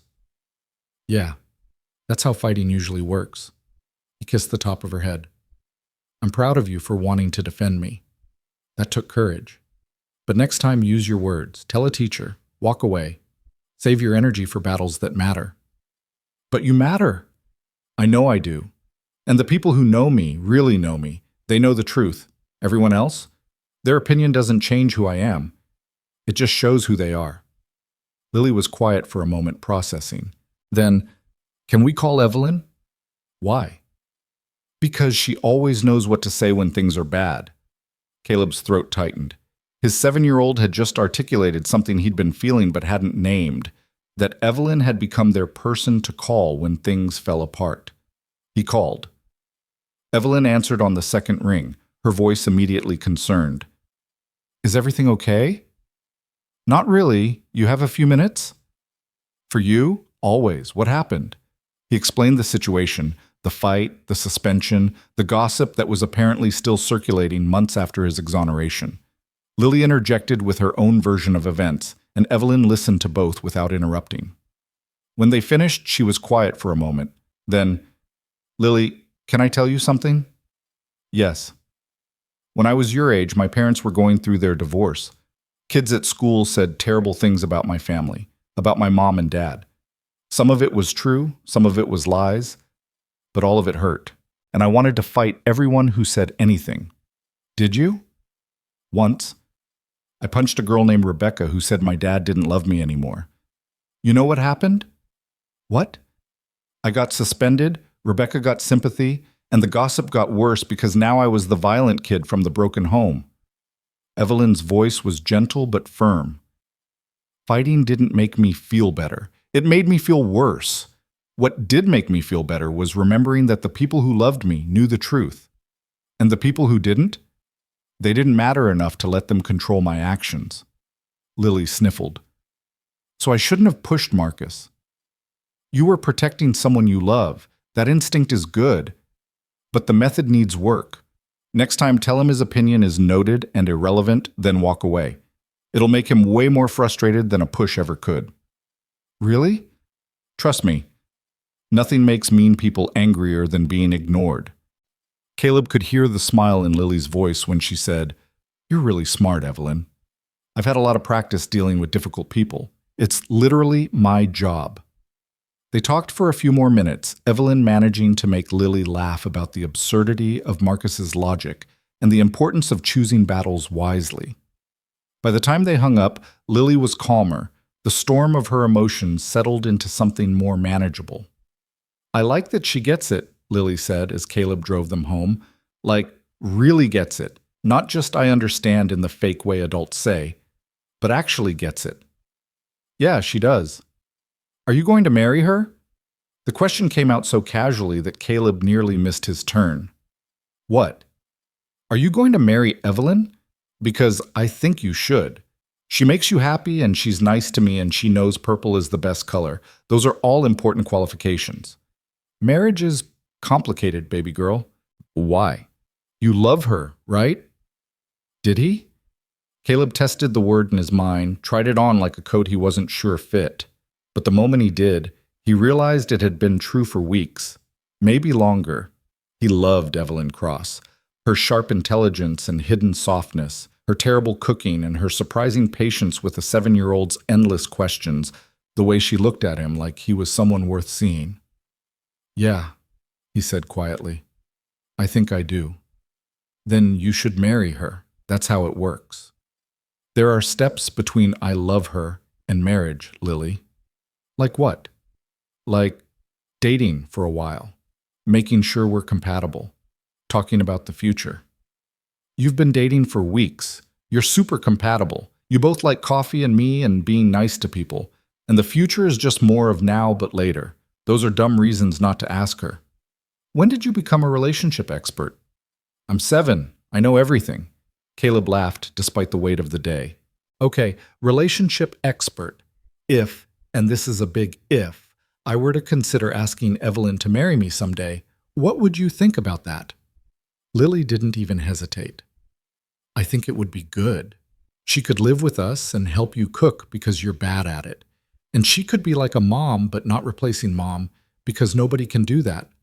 She'd just be Evelyn. Our Evelyn. Our Evelyn, Caleb repeated softly. I like that. That night, after Lily was asleep, Caleb sat on his porch with a beer he wasn't really drinking and thought about futures he'd stopped letting himself imagine. Marriage, family, someone to build a life with who wasn't a ghost. His phone buzzed with a text from Evelyn. How is she? Better. You helped a lot. Good. And how are you? Caleb stared at that question for a long moment. How was he? Tired, frustrated, angry at the gossip that wouldn't die, but also grateful for a daughter who fought for him and a woman who knew exactly what to say to calm her down. I'm okay. Lily asked me if I was going to marry you. The three dots appeared, disappeared, appeared again. Finally. That's a hell of a question. What did you tell her? That relationships have steps and we're still on early steps. Very diplomatic. And what do you actually think? Caleb's fingers hovered over the keyboard. This was the moment where he could deflect, make a joke, keep things light, or he could tell the truth. I think I love you. I think I've loved you for a while now. And I think Lily's right about a lot of things, including this. The dots appeared immediately. Caleb Mercer, are you telling me you love me via text message? Would you rather I said it in person? Yes, obviously. Then come over. Now? It's almost 10. Now. 20 minutes later, Evelyn pulled into his driveway. She was wearing sweatpants and an old law school t-shirt, her hair pulled back in a messy bun, and she looked more beautiful than Caleb had ever seen her. She got out of the car and walked straight to where he was standing on the porch. Say it again. I love you. Again. I love you, Evelyn Cross. I love your terrible cooking and your obsession with proper coffee and the way you take Lily seriously. I love that you demanded forensic verification when you could have let the prosecution's case slide. I love that you're here at 10 p.m. in sweatpants because I asked you to come over. I love... She kissed him, cutting off the words. When they broke apart, she was crying again, those quiet, surprised tears that meant she hadn't expected to feel something this big. I love you too, she whispered. I didn't think I could. I didn't think I had room for this. But somehow you and Lily just fit, like pieces I didn't know were missing. So what do we do about it? I have no idea. I've never done this before. Not like this. Not with someone who has a child and a complicated past and a future I want to be part of. Lily thinks we should get married. Evelyn laughed, the sound wet with tears. She's 7. She's 7 and smart and apparently has very strong opinions about our relationship. What do you think? Caleb pulled her closer until they were standing on his porch wrapped around each other like two people trying to share warmth. I think it's too soon. I think we need more time. But I also think I want to marry you someday. When we're ready, when it makes sense. How will we know when it makes sense? I don't know. Maybe when it stops feeling scary and starts feeling inevitable. And if it always feels a little scary, then we're scared together, like we agreed. They went inside and sat on his couch, talking until nearly midnight about futures and fears, and what it meant to blend lives that had been separate for so long. Evelyn worried about being a stepmother, about whether she could ever be enough for a child who'd lost her mother. Caleb worried about the gossip following him, about whether Evelyn's reputation could survive being associated with him. People already think I'm cold, Evelyn said. Let them think I'm cold enough to date a supposed criminal. Their opinion doesn't define me. What if it gets worse? What if the talk spreads? What if it affects your career? Then it does. And I'll handle it. I've handled worse. She cupped his face in her hands. You are not a burden, Caleb. You're not damaged goods. You're a good man who got screwed over by a bad system, and anyone who can't see that isn't worth my time or energy. How are you so sure? Because I watched you stop in a rainstorm for a stranger. Because I read every piece of evidence in your case and saw the lies for what they were. Because I've seen you with your daughter and I know what kind of father you are. That's not something you can fake. They fell asleep on the couch, tangled together. And when Caleb woke around 3 a.m. to Lily standing beside them holding her purple hammer like a weapon, he nearly had a heart attack. Lily, what are you doing? I heard voices. I thought someone broke in. She lowered the hammer, looking embarrassed. Oh, it's just Evelyn. Just Evelyn, who you almost brained with a hammer. I wouldn't have actually hit her. Probably. Maybe. I don't know. I was half asleep. Evelyn was laughing, fully awake now. That's the most alarming thing anyone's ever said to me, and I sentence criminals for a living. Sorry, did you guys fall asleep talking? That's boring. Adults are weird. Very weird, Evelyn agreed. Go back to bed, Lily. I promise no one's breaking in. Are you staying over? Caleb and Evelyn exchanged a look. They hadn't discussed that yet, the logistics of sleepovers with a 7-year-old in the house, the message it sent, the complexity it added. Not tonight, Evelyn said gently, but maybe sometime soon if that's okay with you. It's okay with me. I like when you're here. The house feels more full. After Lily trudged back to bed, Evelyn stood to leave. I should go. It's late and you both need actual sleep. Stay, Caleb said. Not like that, just stay. Sleep in the guest room. Have breakfast with us. Be part of a normal Wednesday morning. I have court at 9. Then we'll get up early, please? She stayed. The next morning was chaotic in the best way. Lily monopolizing Evelyn's attention while Caleb made pancakes that were only slightly burned, everyone rushing to get ready on time, the easy chaos of a family morning that neither Caleb nor Evelyn had quite expected to feel so natural. As Evelyn left for work, professionally dressed and carrying the travel mug Caleb had bought specifically for her, Lily called from the doorway, Bye, Evelyn. Love you. Evelyn froze, turned, stared at Lily with an expression Caleb couldn't quite read. Then, very quietly, Love you too, kiddo. After her car disappeared down the street, Lily turned to Caleb with satisfaction. See? She loves us. You should definitely marry her.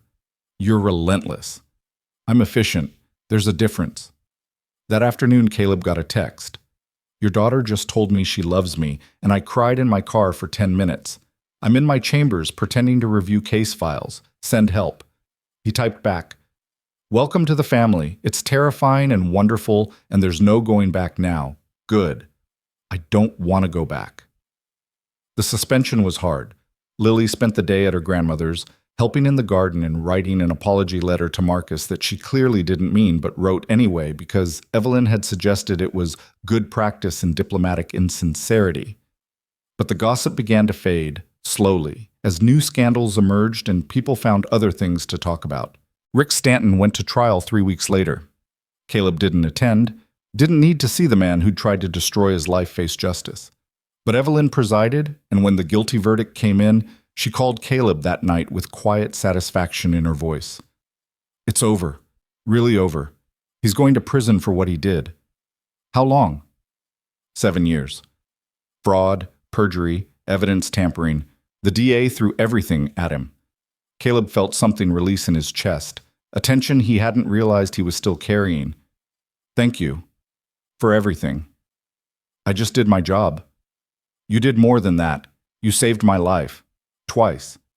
And you saved mine in a rainstorm. I think we're even. I think we're just getting started.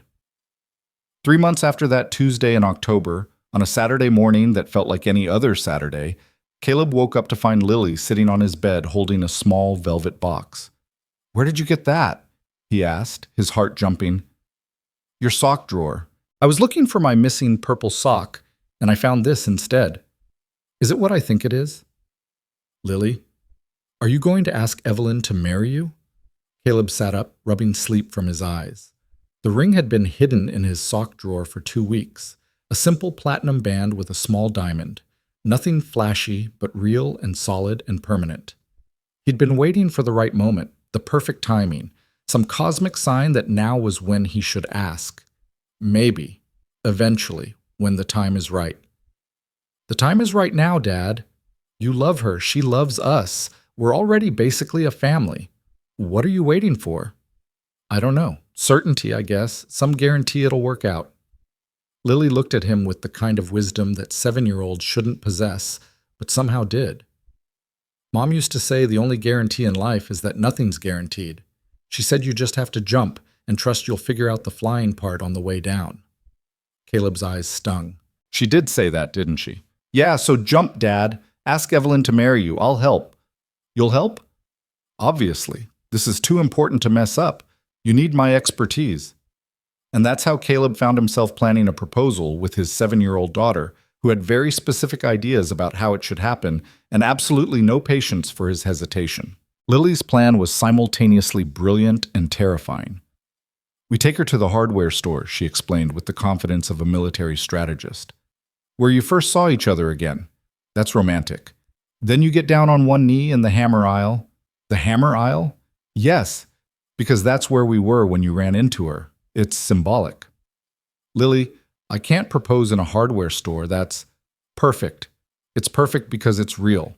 Mom always said the best moments happen in regular places, not fancy ones. Remember? She said that. Caleb did remember.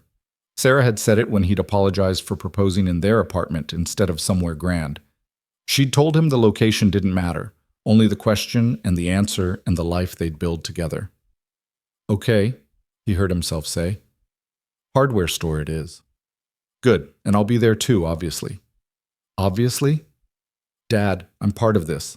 If you're asking her to marry you, you're asking her to be my stepmom. I should be there. It's only fair. The logic was sound, even if the execution would be unconventional.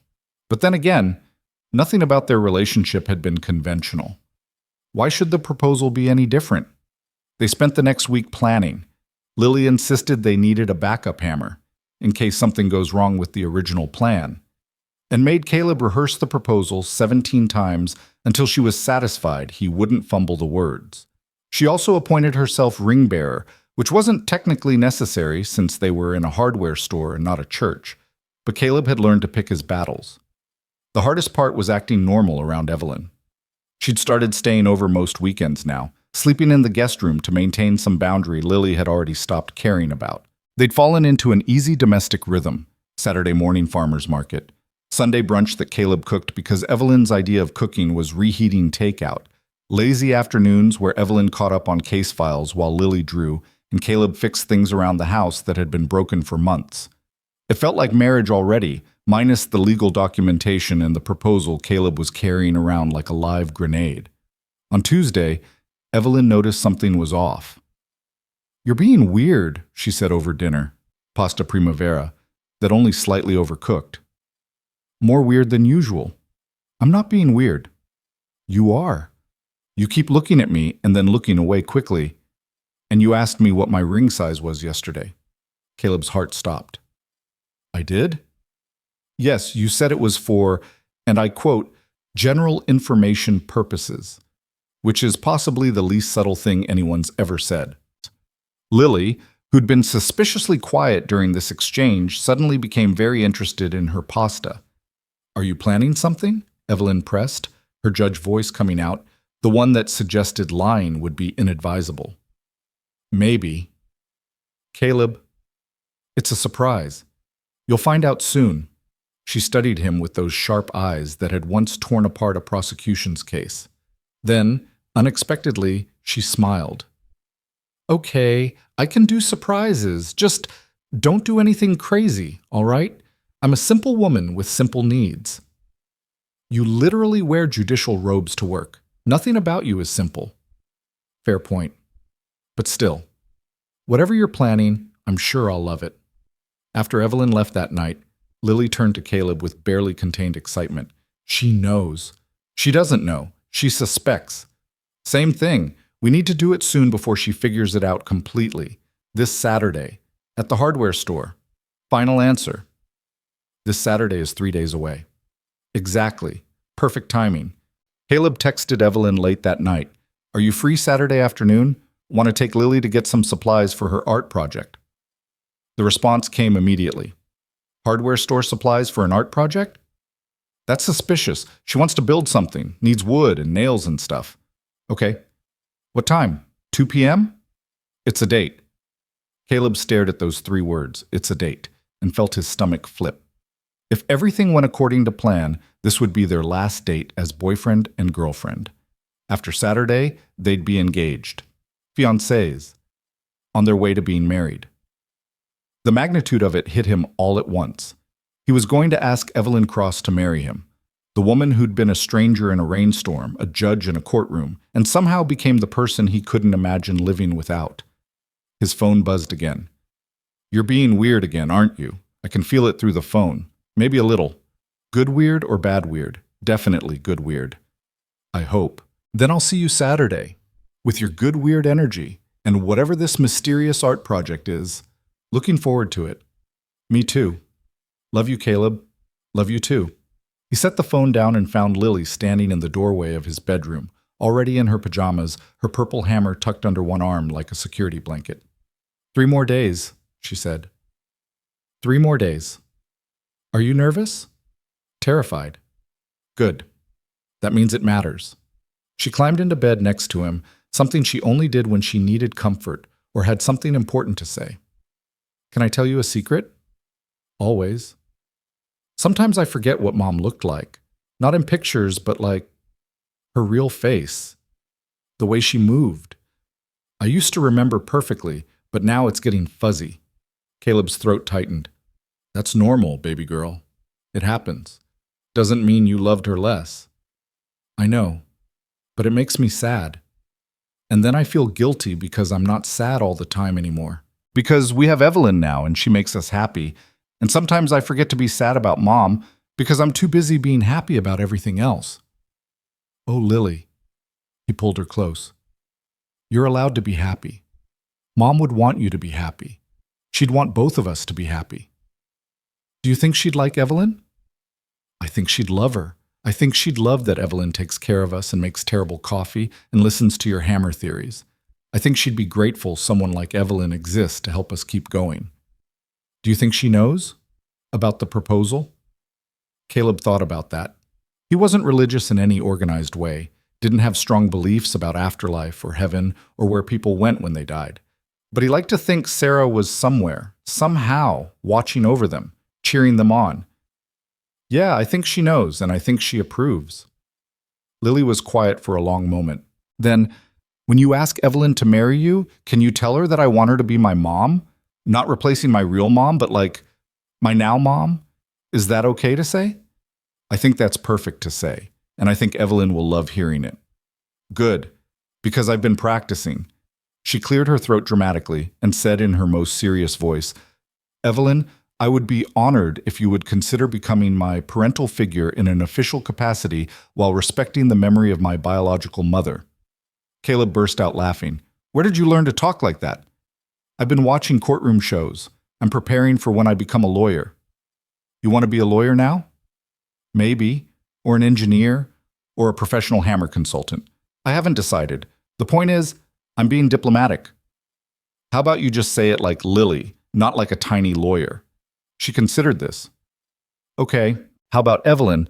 I really want you to be my mom because you're awesome and you make Dad happy and you didn't die when you tried my cooking that one time.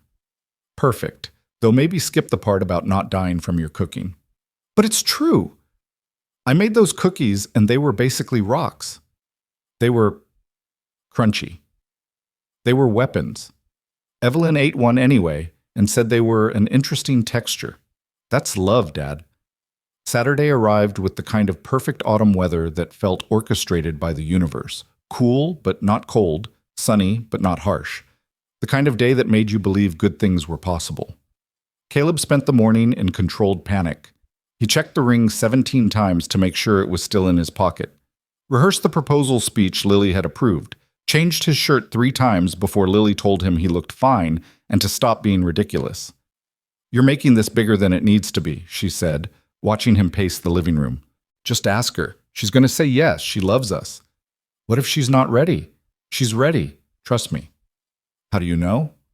Because last week I asked her if she'd ever want to live with us, and she said, I'd like that very much. That's basically pre-approval. You asked her that? Obviously. I needed intelligence. You're welcome. At 1:30, Caleb was ready to call the whole thing off. By 1:45, Lily had talked him back down from the ledge. And at exactly 2 p.m., Evelyn pulled into the driveway wearing jeans and a soft green sweater that made her eyes impossible to look away from. You look nice, Caleb managed. So do you. Very nice for a hardware store trip. She studied him suspiciously. Seriously, what's going on? Art project. Like I said. Uh-huh. But she let it go, following them to the truck with the kind of patient curiosity that suggested she knew something was happening but was choosing to be surprised. The hardware store was moderately busy for a Saturday afternoon. Enough people that they wouldn't be completely alone, but not so crowded that the moment would be impossible. Caleb's hands were sweating. His heart was trying to escape through his ribs. The ring box in his pocket felt like it weighed 1,000 pounds. Lily grabbed a shopping cart with the seriousness of someone on a mission. Okay, we need to go to the lumber section first, for the project. What exactly are you building? Evelyn asked. It's complicated. You'll see. They wandered through the store, Lily leading them on what seemed like a deliberately circuitous route. She pointed out different types of wood, asked detailed questions about nails versus screws, and generally behaved like someone stalling for time.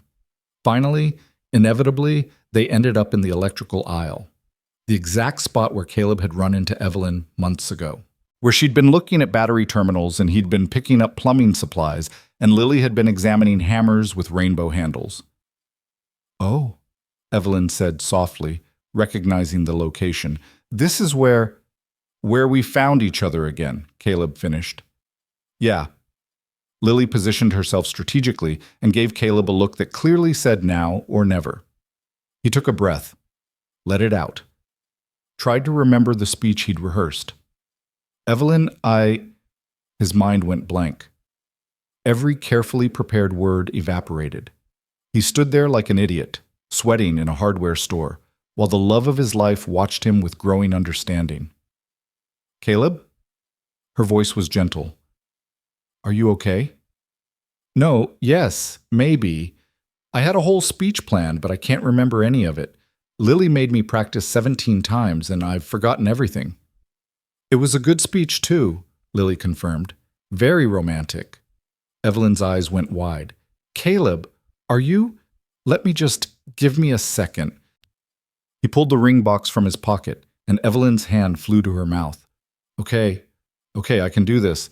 Evelyn, I stopped in a rainstorm because it was the right thing to do. I had no idea that decision would lead here, that the woman I helped would become the woman who saved my life, who saved me, not just in court, but in every way that matters. Tears were already streaming down Evelyn's face. You made me believe in good things again, in futures that don't end in disaster, in love that doesn't come with an expiration date. You took my broken life and my complicated kid and somehow made room for both of us. And I know it's only been a few months, and I know there are 1,000 logical reasons to wait. But I don't want to wait. I want to build a life with you. I want Saturday mornings at the farmer's market and terrible coffee and watching you fall asleep during movies. I want to be the person you come home to when court is terrible, and the person who makes you laugh when everything else is too serious. I want— Yes, Evelyn interrupted, laughing and crying simultaneously. Yes, whatever you're about to ask, yes. I haven't actually asked yet. Then ask. Caleb dropped to one knee right there in the electrical aisle of a hardware store, other shoppers stopping to stare, and opened the ring box. Evelyn Cross, will you marry me? Yes, absolutely yes. He slid the ring onto her finger. It fit perfectly because Lily had somehow extracted her ring size weeks ago, and then Evelyn was pulling him up and kissing him and crying and laughing all at once. You proposed in a hardware store, she said between kisses. You beautiful, ridiculous man, you proposed in a hardware store. It's where we found each other again. Lily said it was symbolic. It's perfect. It's completely perfect. Lily cleared her throat loudly. Excuse me, I have something to say too. Evelyn turned to her, still holding Caleb's hand, her face streaked with happy tears. What is it, sweetie? Lily took a deep breath and abandoned all pretense of diplomatic language. I really want you to be my mom, not replacing my real mom because nobody can do that, but my now mom, my everyday mom, the mom who's here. Is that okay? Evelyn dropped to her knees, pulling Lily into a hug so tight they both swayed. It's more than okay. It's everything I want.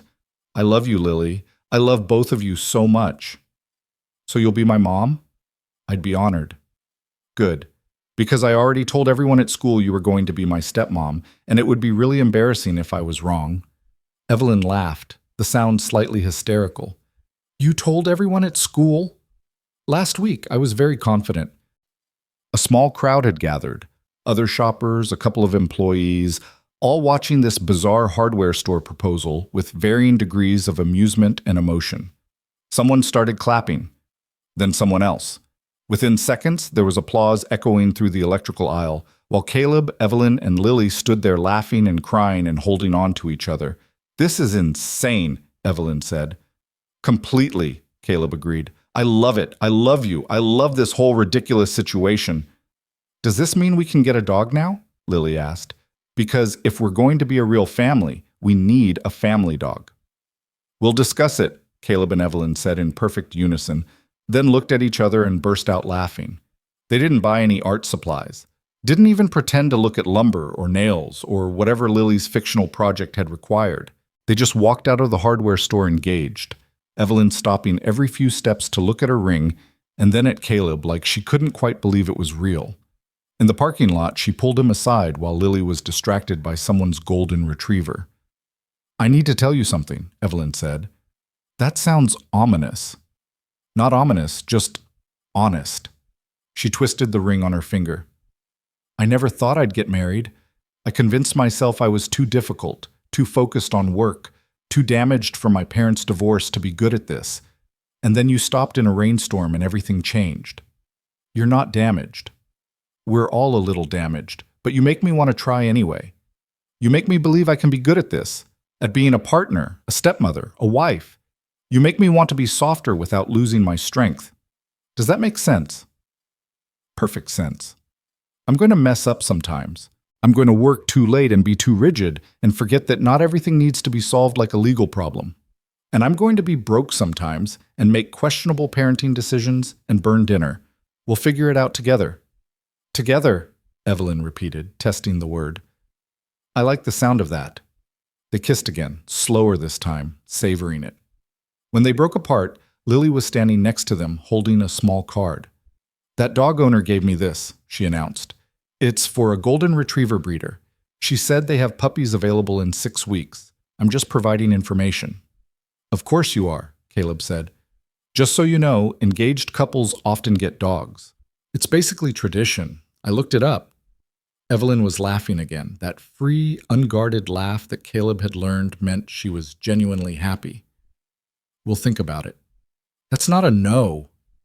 It's not a yes either, but it's not a no. I'm counting this as progress. They drove home engaged, Lily in the back seat singing made-up songs about weddings and hammers and dogs, while Caleb and Evelyn kept sneaking glances at each other like teenagers with a secret. At home, they called Evelyn's sister first, who screamed so loud they had to hold the phone away from their ears. Then Caleb's mother-in-law, who cried happy tears and said Sarah would have loved Evelyn, and this was exactly what their family needed. Your mother would be so proud, she told Caleb, not just that you're moving forward, but who you're moving forward with. Evelyn's good people. The best people, Caleb agreed, watching his fiancé that would take getting used to, help Lily draw wedding plans that involved an alarming number of purple hammers and at least 3 dogs. That night, after Lily finally exhausted herself into sleep, Caleb and Evelyn sat on the porch with glasses of wine they weren't really drinking. This is real, Evelyn said. We're actually engaged. Having second thoughts? Not even a little. You? None. Though I am having thoughts about wedding logistics. Your job makes things complicated. It does. We'll need to be smart about it. Probably a small ceremony, immediate family only. Definitely not while I'm presiding over any cases that might create conflicts. Lily wants purple hammers involved somehow. Of course she does, and honestly, I'm not opposed. This whole thing started with a battery terminal and a rainstorm. Why not continue the hardware store theme? You're serious? Why not? Traditional weddings are overrated. Let's do something that's actually us. Us is apparently electrical aisles and random acts of kindness. Exactly. Plus a very opinionated 7-year-old with strong feelings about color coordination and family pets. They sat in comfortable silence, watching the streetlights flicker on as evening settled into night. Somewhere down the block, someone was grilling. A dog barked. Normal Saturday evening sounds in a normal neighborhood where extraordinary things had happened. Can I ask you something? Evelyn said. Anything. Do you ever think about that night, the rainstorm? What would have happened if you'd kept driving? Caleb considered it. Sometimes, but then I remember I didn't keep driving, I stopped. And everything that came after, the trial, the exoneration, finding you again, all of it, happened because I made that choice. Do you believe in fate? I believe in decisions, in people choosing to be kind when it's inconvenient, in strangers who stop in storms and judges who demand truth even when it's complicated. I believe in us, Evelyn. However we got here, fate, luck, coincidence, doesn't matter as much as what we do with it. Philosopher and warehouse worker, multi-talented. I have hidden depths. I'm discovering that. She leaned against him. I'm going to be your wife. I'm going to be your husband. Oh, Lily's going to be our daughter. We might get a dog. We're absolutely getting a dog. She's never going to stop asking until we do. Probably true. They stayed out there until the cold drove them inside, talking about nothing and everything. Wedding dates and guest lists and whether they should live in his house or hers or find someplace new that belonged to both of them. Practical things and impossible things and all the beautiful, complicated reality of two lives becoming one. Later, much later, when Evelyn was asleep in the guest room and Caleb was lying in his own bed staring at the ceiling, he thought about circles and how they close, about rainstorms and courtrooms and hardware stores, about a woman who'd been a stranger and became a savior and was now his future. His phone buzzed with a text. Can't sleep, too happy, is that a thing? Definitely a thing, me too. I keep looking at the ring, making sure it's real. It's real. You're stuck with us now. Good. I don't want to be unstuck. See you tomorrow? See you tomorrow. And every tomorrow after that. Caleb set the phone down and let himself smile in the darkness. Tomorrow, Evelyn would come over for breakfast. Lily would campaign for the dog with renewed vigor. They'd probably end up at the farmer's market or the hardware store or just sitting on the porch talking about futures they were building together. It wouldn't be perfect. There would be hard days and complicated moments and times when they'd have to navigate the messy reality of blending lives and raising a child and balancing Evelyn's demanding career with Caleb's simpler but no less important work. But they'd figure it out, together. Because that's what you did when someone stopped in a rainstorm, when someone demanded forensic verification, when someone chose kindness and truth and love even when it was difficult. You built a life, a family, a future, one decision at a time, one day at a time, one hardware store proposal at a time, and somehow, impossibly, it all added up to something beautiful. The engagement lasted exactly 43 days before Lily decided it was taking too long. Most people wait a year, Caleb explained over breakfast on a Wednesday morning. Sometimes longer. There's planning involved, venues to book, invitations to send. That's boring and unnecessary, Lily countered, stabbing her pancakes with the conviction of someone who'd clearly given this considerable thought. You love each other. Evelyn wants to be my mom. What else do you need to know? It's not about knowing, it's about doing it right. Right according to who? People who don't even know us? She pointed her fork at him. Evelyn said her parents had a huge wedding with 300 people and they were divorced in 5 years. You and Mom got married in your apartment and you were together until she died. Big weddings don't mean anything. The logic was sound, even if the delivery was blunt. Evelyn, who'd stayed over and was currently attempting to make coffee in Caleb's kitchen with minimal success, laughed from the doorway. She's not wrong, Evelyn said, though I'm not sure I love being used as a cautionary tale about my parents' failed marriage. Sorry, Lily said, not sounding sorry at all. But my point stands. You guys should just get married, soon, like next month. Next month? Caleb nearly choked on his coffee. Lily, that's plenty of time. You pick a date, invite like 10 people, and boom, married. Then Evelyn can move in and we can get the dog. Everything comes back to the dog with you. Because dogs are important. A family needs a dog. It's science. Evelyn slid into the seat next to Caleb, her coffee looking more like colored water than actual coffee, but she drank it anyway. What if we compromised? Not next month, but not a year from now either. Something in between. You're actually considering this? Caleb asked. I'm considering that Lily has a point. We're not 20-year-olds who need time to figure out if we're compatible. We're adults with a child and jobs and a pretty clear sense of what we want. Why wait? Because there's planning. Your family, my family, coordinating schedules. My family is my sister, who lives in Seattle and will come whenever we tell her to. Your family is your mother-in-law, who lives 20 minutes away and has already told you she approves. Who else matters? Caleb looked between his fiancée and his daughter, both watching him with identical expressions of determination, and felt the ground shift beneath him in the best possible way. Are you seriously suggesting we plan a wedding in 2 months? I'm suggesting we stop overthinking it, Evelyn said. Pick a date, keep it small. Invite the people who actually matter, get married, start our actual life instead of planning for it. See? Lily pointed at Evelyn triumphantly. She gets it. This is why I wanted her to be my mom. I haven't agreed to anything yet, Caleb protested weakly. But you're going to, Lily said with certainty, because you know we're right. The terrible thing was, they were right. Caleb had been operating under the assumption that weddings required elaborate planning and lengthy engagements because that's what people did. But people also didn't meet their future spouse by stopping in a rainstorm or propose in hardware stores or fall in love with the judge who'd presided over their trial. Nothing about their relationship had been traditional. Why should their wedding be? Okay, he heard himself say. 2 months? Small ceremony, family only, but we do it right. No cutting corners just to rush it. Lily pumped her fist. Yes, I'm telling everyone at school we're getting a new mom.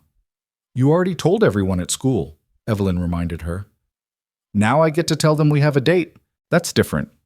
After Lily left for school and Evelyn headed to court, Caleb sat alone in his kitchen with the reality of what they'd just decided. 2 months to plan a wedding. 2 months until Evelyn Cross became Evelyn Mercer. Or maybe she'd keep Cross professionally. They hadn't discussed that yet.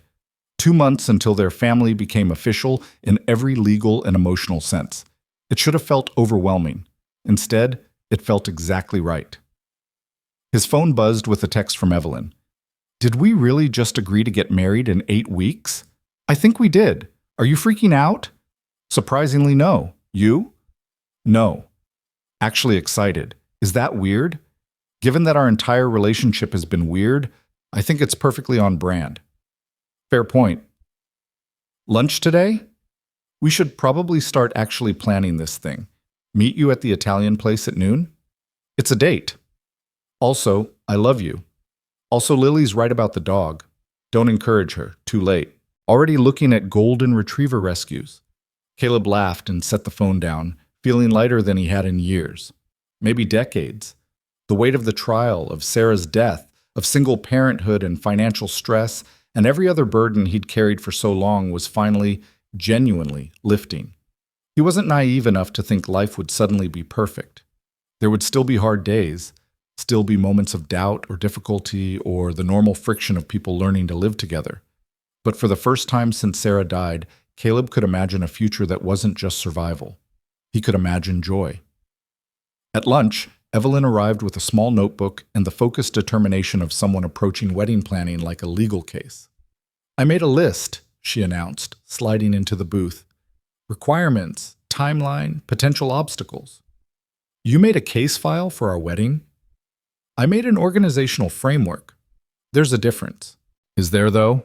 She stuck her tongue out at him, a gesture so unlike Judge Cross and so perfectly Evelyn that Caleb fell a little more in love right there over mediocre breadsticks. They spent the next hour hammering out details. The date, a Saturday in early December, 8 weeks away, right before the holidays made everything impossible. The location, debated extensively before Evelyn suggested something that made perfect sense and no sense simultaneously. The courthouse, she said. My courthouse. After hours. Just us and whoever we invite. You want to get married in a courthouse? You work in a courthouse. Exactly. It's where we met. Technically. Where our lives intersected in a way that mattered. It feels appropriate. Won't that be weird? Getting married in the place where you sentence people? I don't sentence people in the judge's chambers, which is where I'm thinking. It's actually beautiful. Wood paneling, big windows, very stately.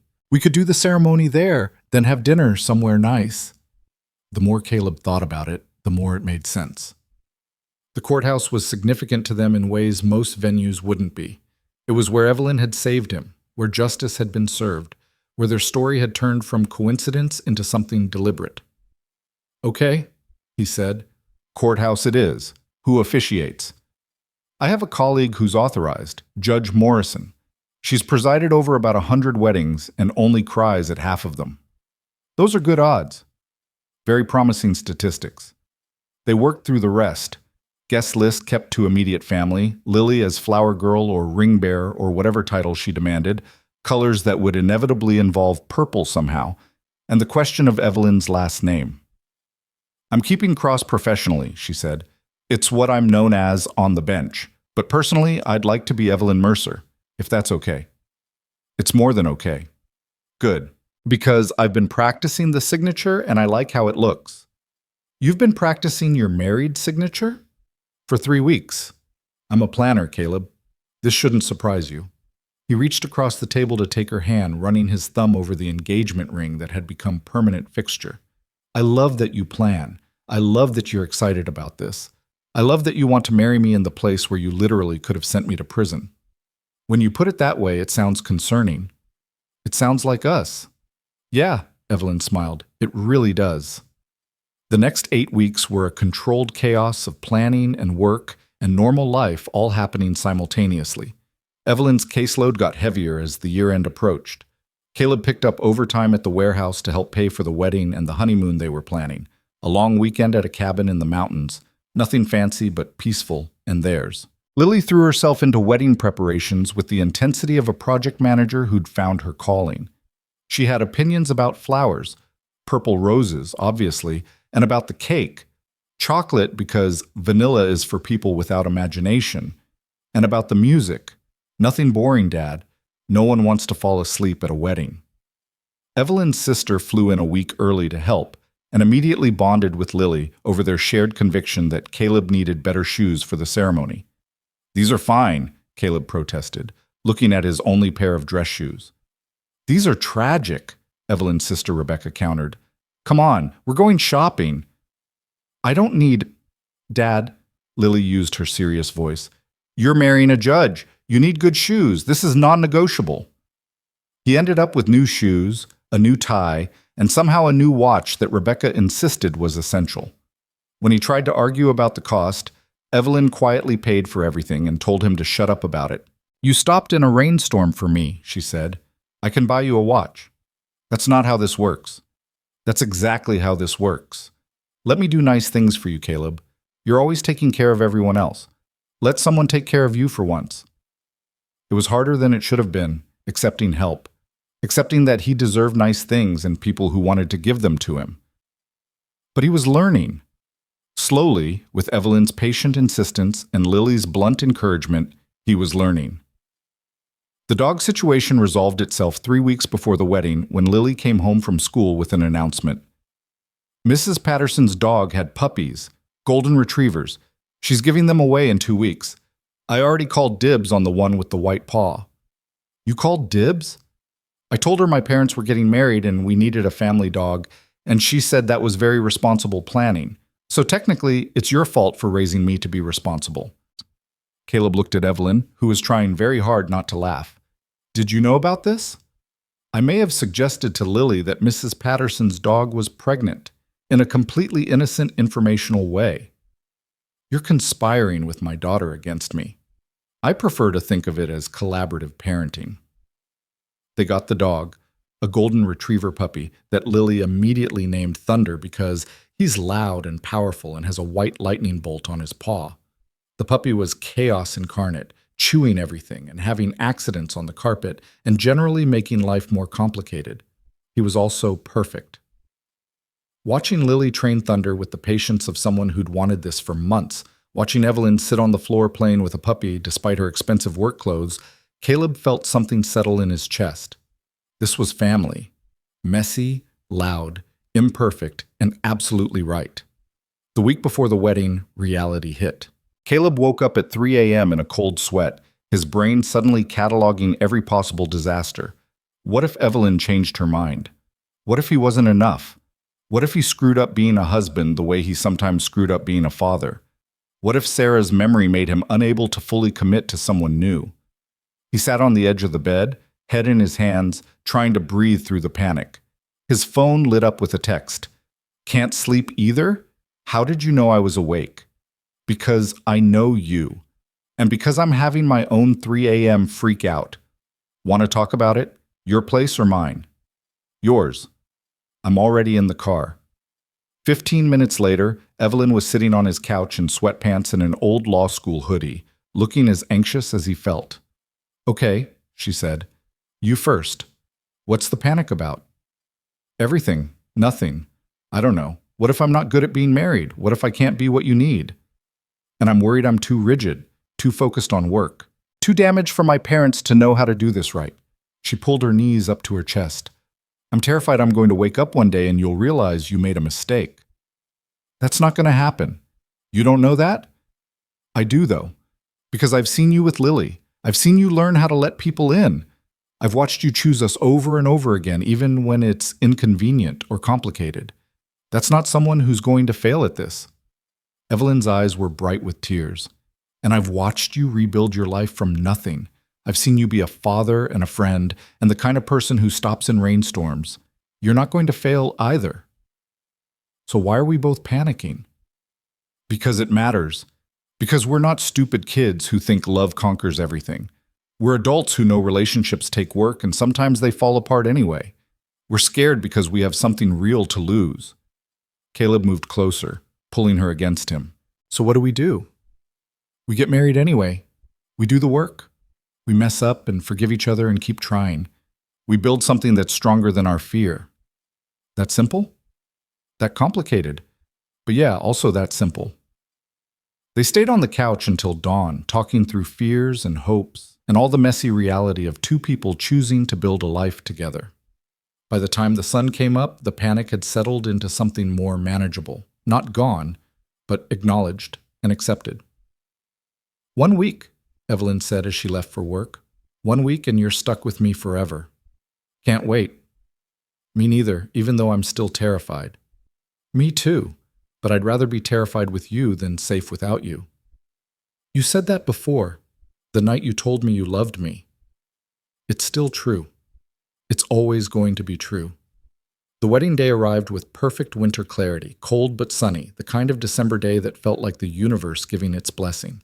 Caleb spent the morning with Lily, both of them getting ready while thunder chewed on everything within reach and generally made chaos. How do you feel? Lily asked while struggling with her flower girl dress, purple, naturally, with enough tulle to supply a small ballet company. Nervous? Excited? Ready? That's good. Those are all good feelings for a wedding day. She turned around. Zip me? He zipped up the dress, looking at his daughter in the mirror. She was growing up so fast. In a few years, she'd be a teenager, then eventually an adult with her own life. But for now, she was 7 and wearing a purple dress and about to be part of something that would change all their lives. I'm proud of you, he said quietly. For what? For being brave. For letting Evelyn in. For being the kind of kid who demands dogs and purple hammers and makes everything better just by being yourself. Lily turned and hugged him hard. I'm proud of you too, Dad, for stopping in the rain, for finding Evelyn, for being happy again. At the courthouse, transformed after hours into something almost magical with flowers and candles, and Lily's insistence on purple decorations, their small gathering of family waited. Evelyn's sister, Caleb's mother-in-law, Judge Morrison, who would officiate, and a handful of close friends who'd earned their place in this moment. Caleb stood at the front of Judge Cross's chambers, soon to be Evelyn's chambers officially, again after she'd temporarily recused herself from any association with the room for the ceremony, with his hands shaking and his heart trying to escape through his ribs. Then Evelyn appeared in the doorway. She wore a simple ivory dress, nothing elaborate, just clean lines and elegant simplicity. With her hair loose around her shoulders, she carried a small bouquet of purple roses. She looked nothing like the stern judge who'd presided over his trial, and everything like the woman who'd shivered in a rainstorm and trusted a stranger to help her. She looked like his future. Lily walked ahead, scattering flower petals with the serious concentration of someone entrusted with an important mission. When she reached Caleb, she whispered loudly, "Don't mess this up, Dad." "I'll do my best." Then Evelyn was standing next to him, and Judge Morrison was beginning the ceremony with words about love and commitment and the courage it takes to choose partnership. "Marriage is an act of faith," Morrison said. A promise made before witnesses that you will choose each other day after day, even when it's difficult. Caleb and Evelyn have asked to write their own vows, so Caleb, whenever you're ready. Caleb turned to face Evelyn fully, taking her hands. He'd written vows, rehearsed them, revised them, practiced until he could recite them perfectly. But standing there looking at her, he abandoned the script. Evelyn, I stopped in a rainstorm because it was the right thing to do. I had no agenda, no expectation of reward. I just wanted to help someone who needed it. I had no idea that decision would lead here, that you would become the person I can't imagine living without. You saved my life in that courtroom. You gave me back my daughter, my future, everything that mattered. But more than that, you gave me yourself, your strength, your intelligence, your terrible coffee, and your surprising softness. You chose us, me and Lily, and now Thunder, when you could have stayed safe in your organized, controlled life. I promise to be worth that choice. I promise to love you through hard days and good ones. I promise to let you take care of me sometimes, even though it's hard. I promise to build a life with you that honors both our past and our future. I promise to always stop in the rainstorm. Evelyn was crying, not even trying to hide it. Her hands trembled in his. Caleb, when my car broke down that night, I was convinced it was the worst possible timing. I was cold and frustrated and vulnerable, and then you appeared. And you were kind. Not performatively kind, but genuinely, quietly kind in a way I hadn't experienced in years. You refused payment. You asked for nothing. You just helped and drove away. And when I walked into that courtroom and saw you sitting there, I had to make the hardest choice of my career, acknowledge our connection and risk the case, or stay silent and ensure justice was served. I chose justice because that's what you deserved, but I also chose it because in that rainstorm you showed me who you really were. And that person deserved a fair trial, whether I was the one presiding or not. You've taught me that love doesn't have to be perfect to be real, that family isn't just blood, it's choice, that sometimes the best thing you can do is stop in a rainstorm. I promise to choose you every day. I promise to be the partner and stepmother and wife you and Lily deserve.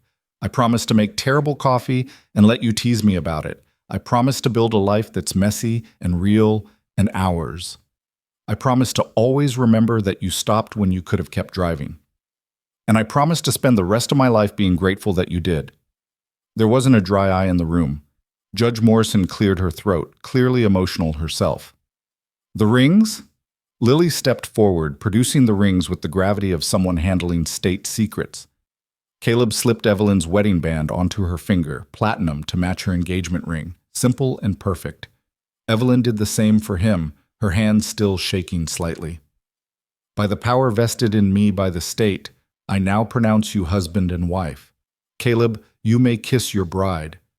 He did, pulling Evelyn close while their tiny audience applauded, and Lily cheered and Thunder barked from wherever he'd been confined to prevent wedding chaos.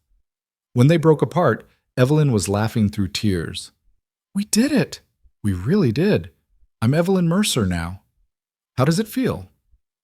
Perfect. Absolutely perfect.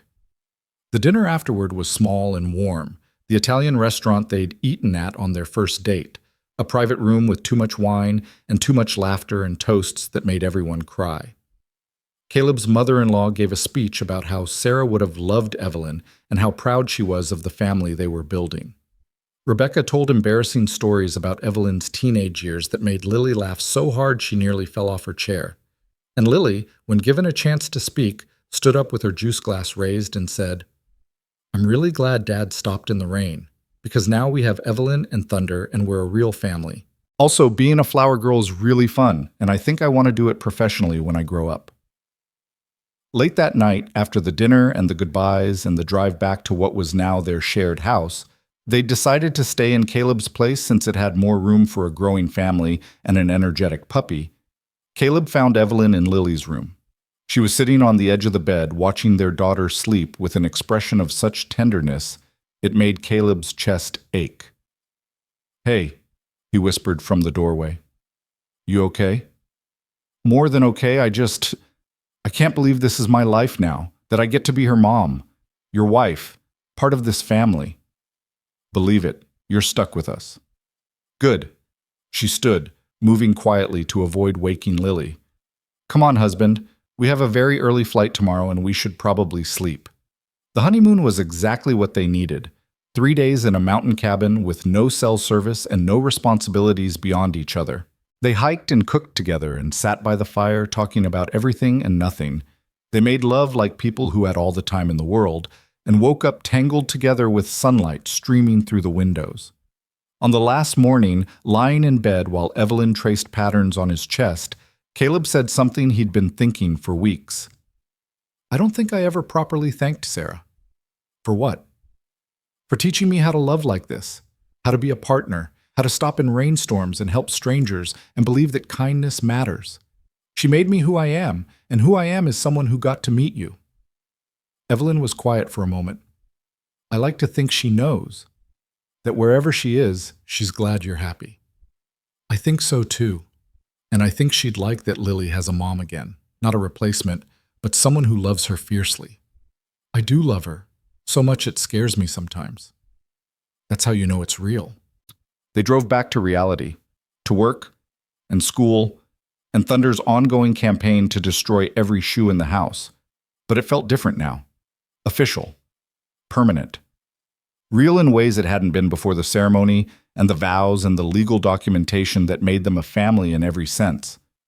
Lily had stayed with her grandmother during the honeymoon and had approximately 8 million things to tell them when they picked her up. Thunder learned to sit, kind of, and I made a new friend at school whose name is Jessica, and she has a hamster, and Grandma let me stay up late watching movies, and I missed you both so much even though it was only 3 days. In the car ride home, Lily sitting between them chattering away while Thunder dozed in the back, Caleb caught Evelyn's eye and saw his own contentment reflected there. This was it. This was everything he'd thought he'd lost when Sarah died.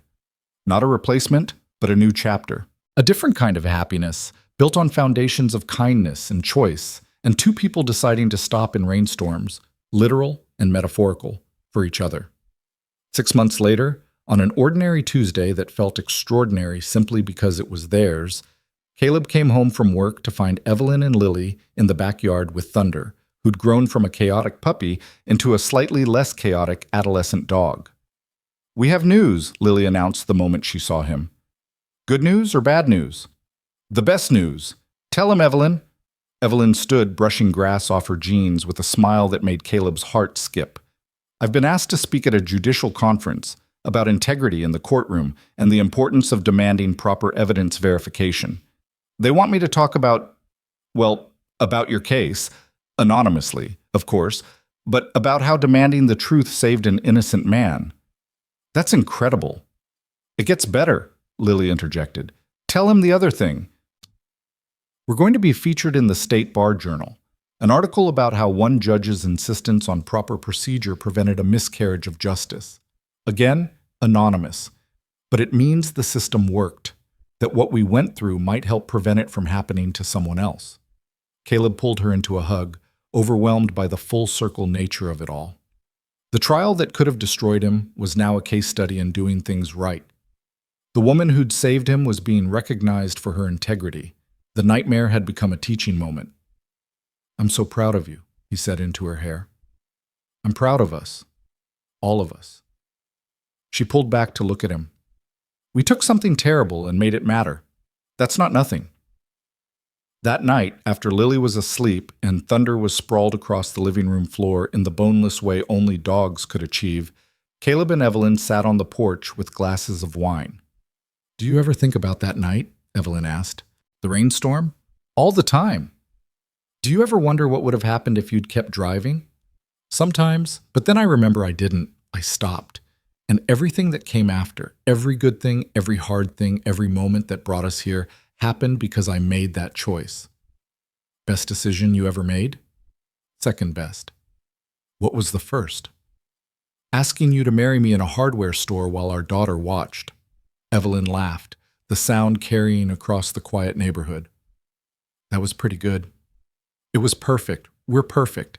Not individually, we're both disasters in our own ways, but together, we're exactly right. She leaned against him, fitting into his side like she was made to be there. I love you, Caleb Mercer.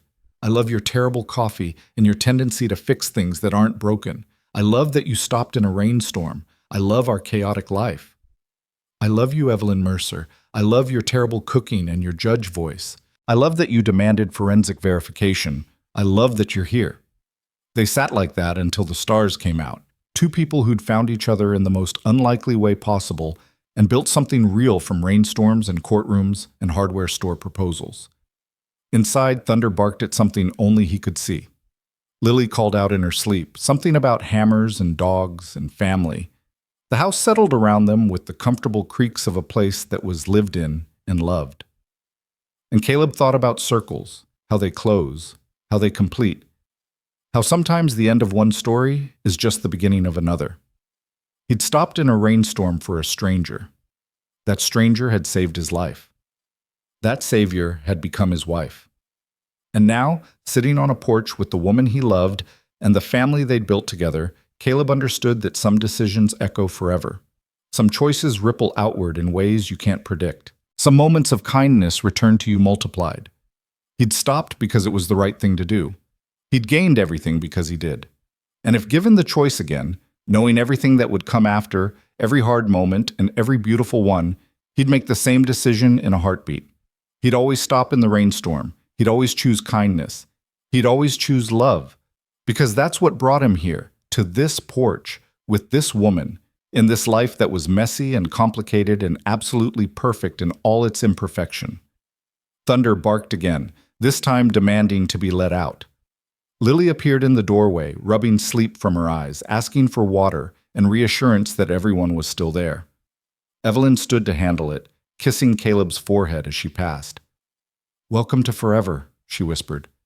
"Best forever I could have asked for," he whispered back. And it was. It really, truly was. The rain had stopped years ago, but the life it started was just beginning.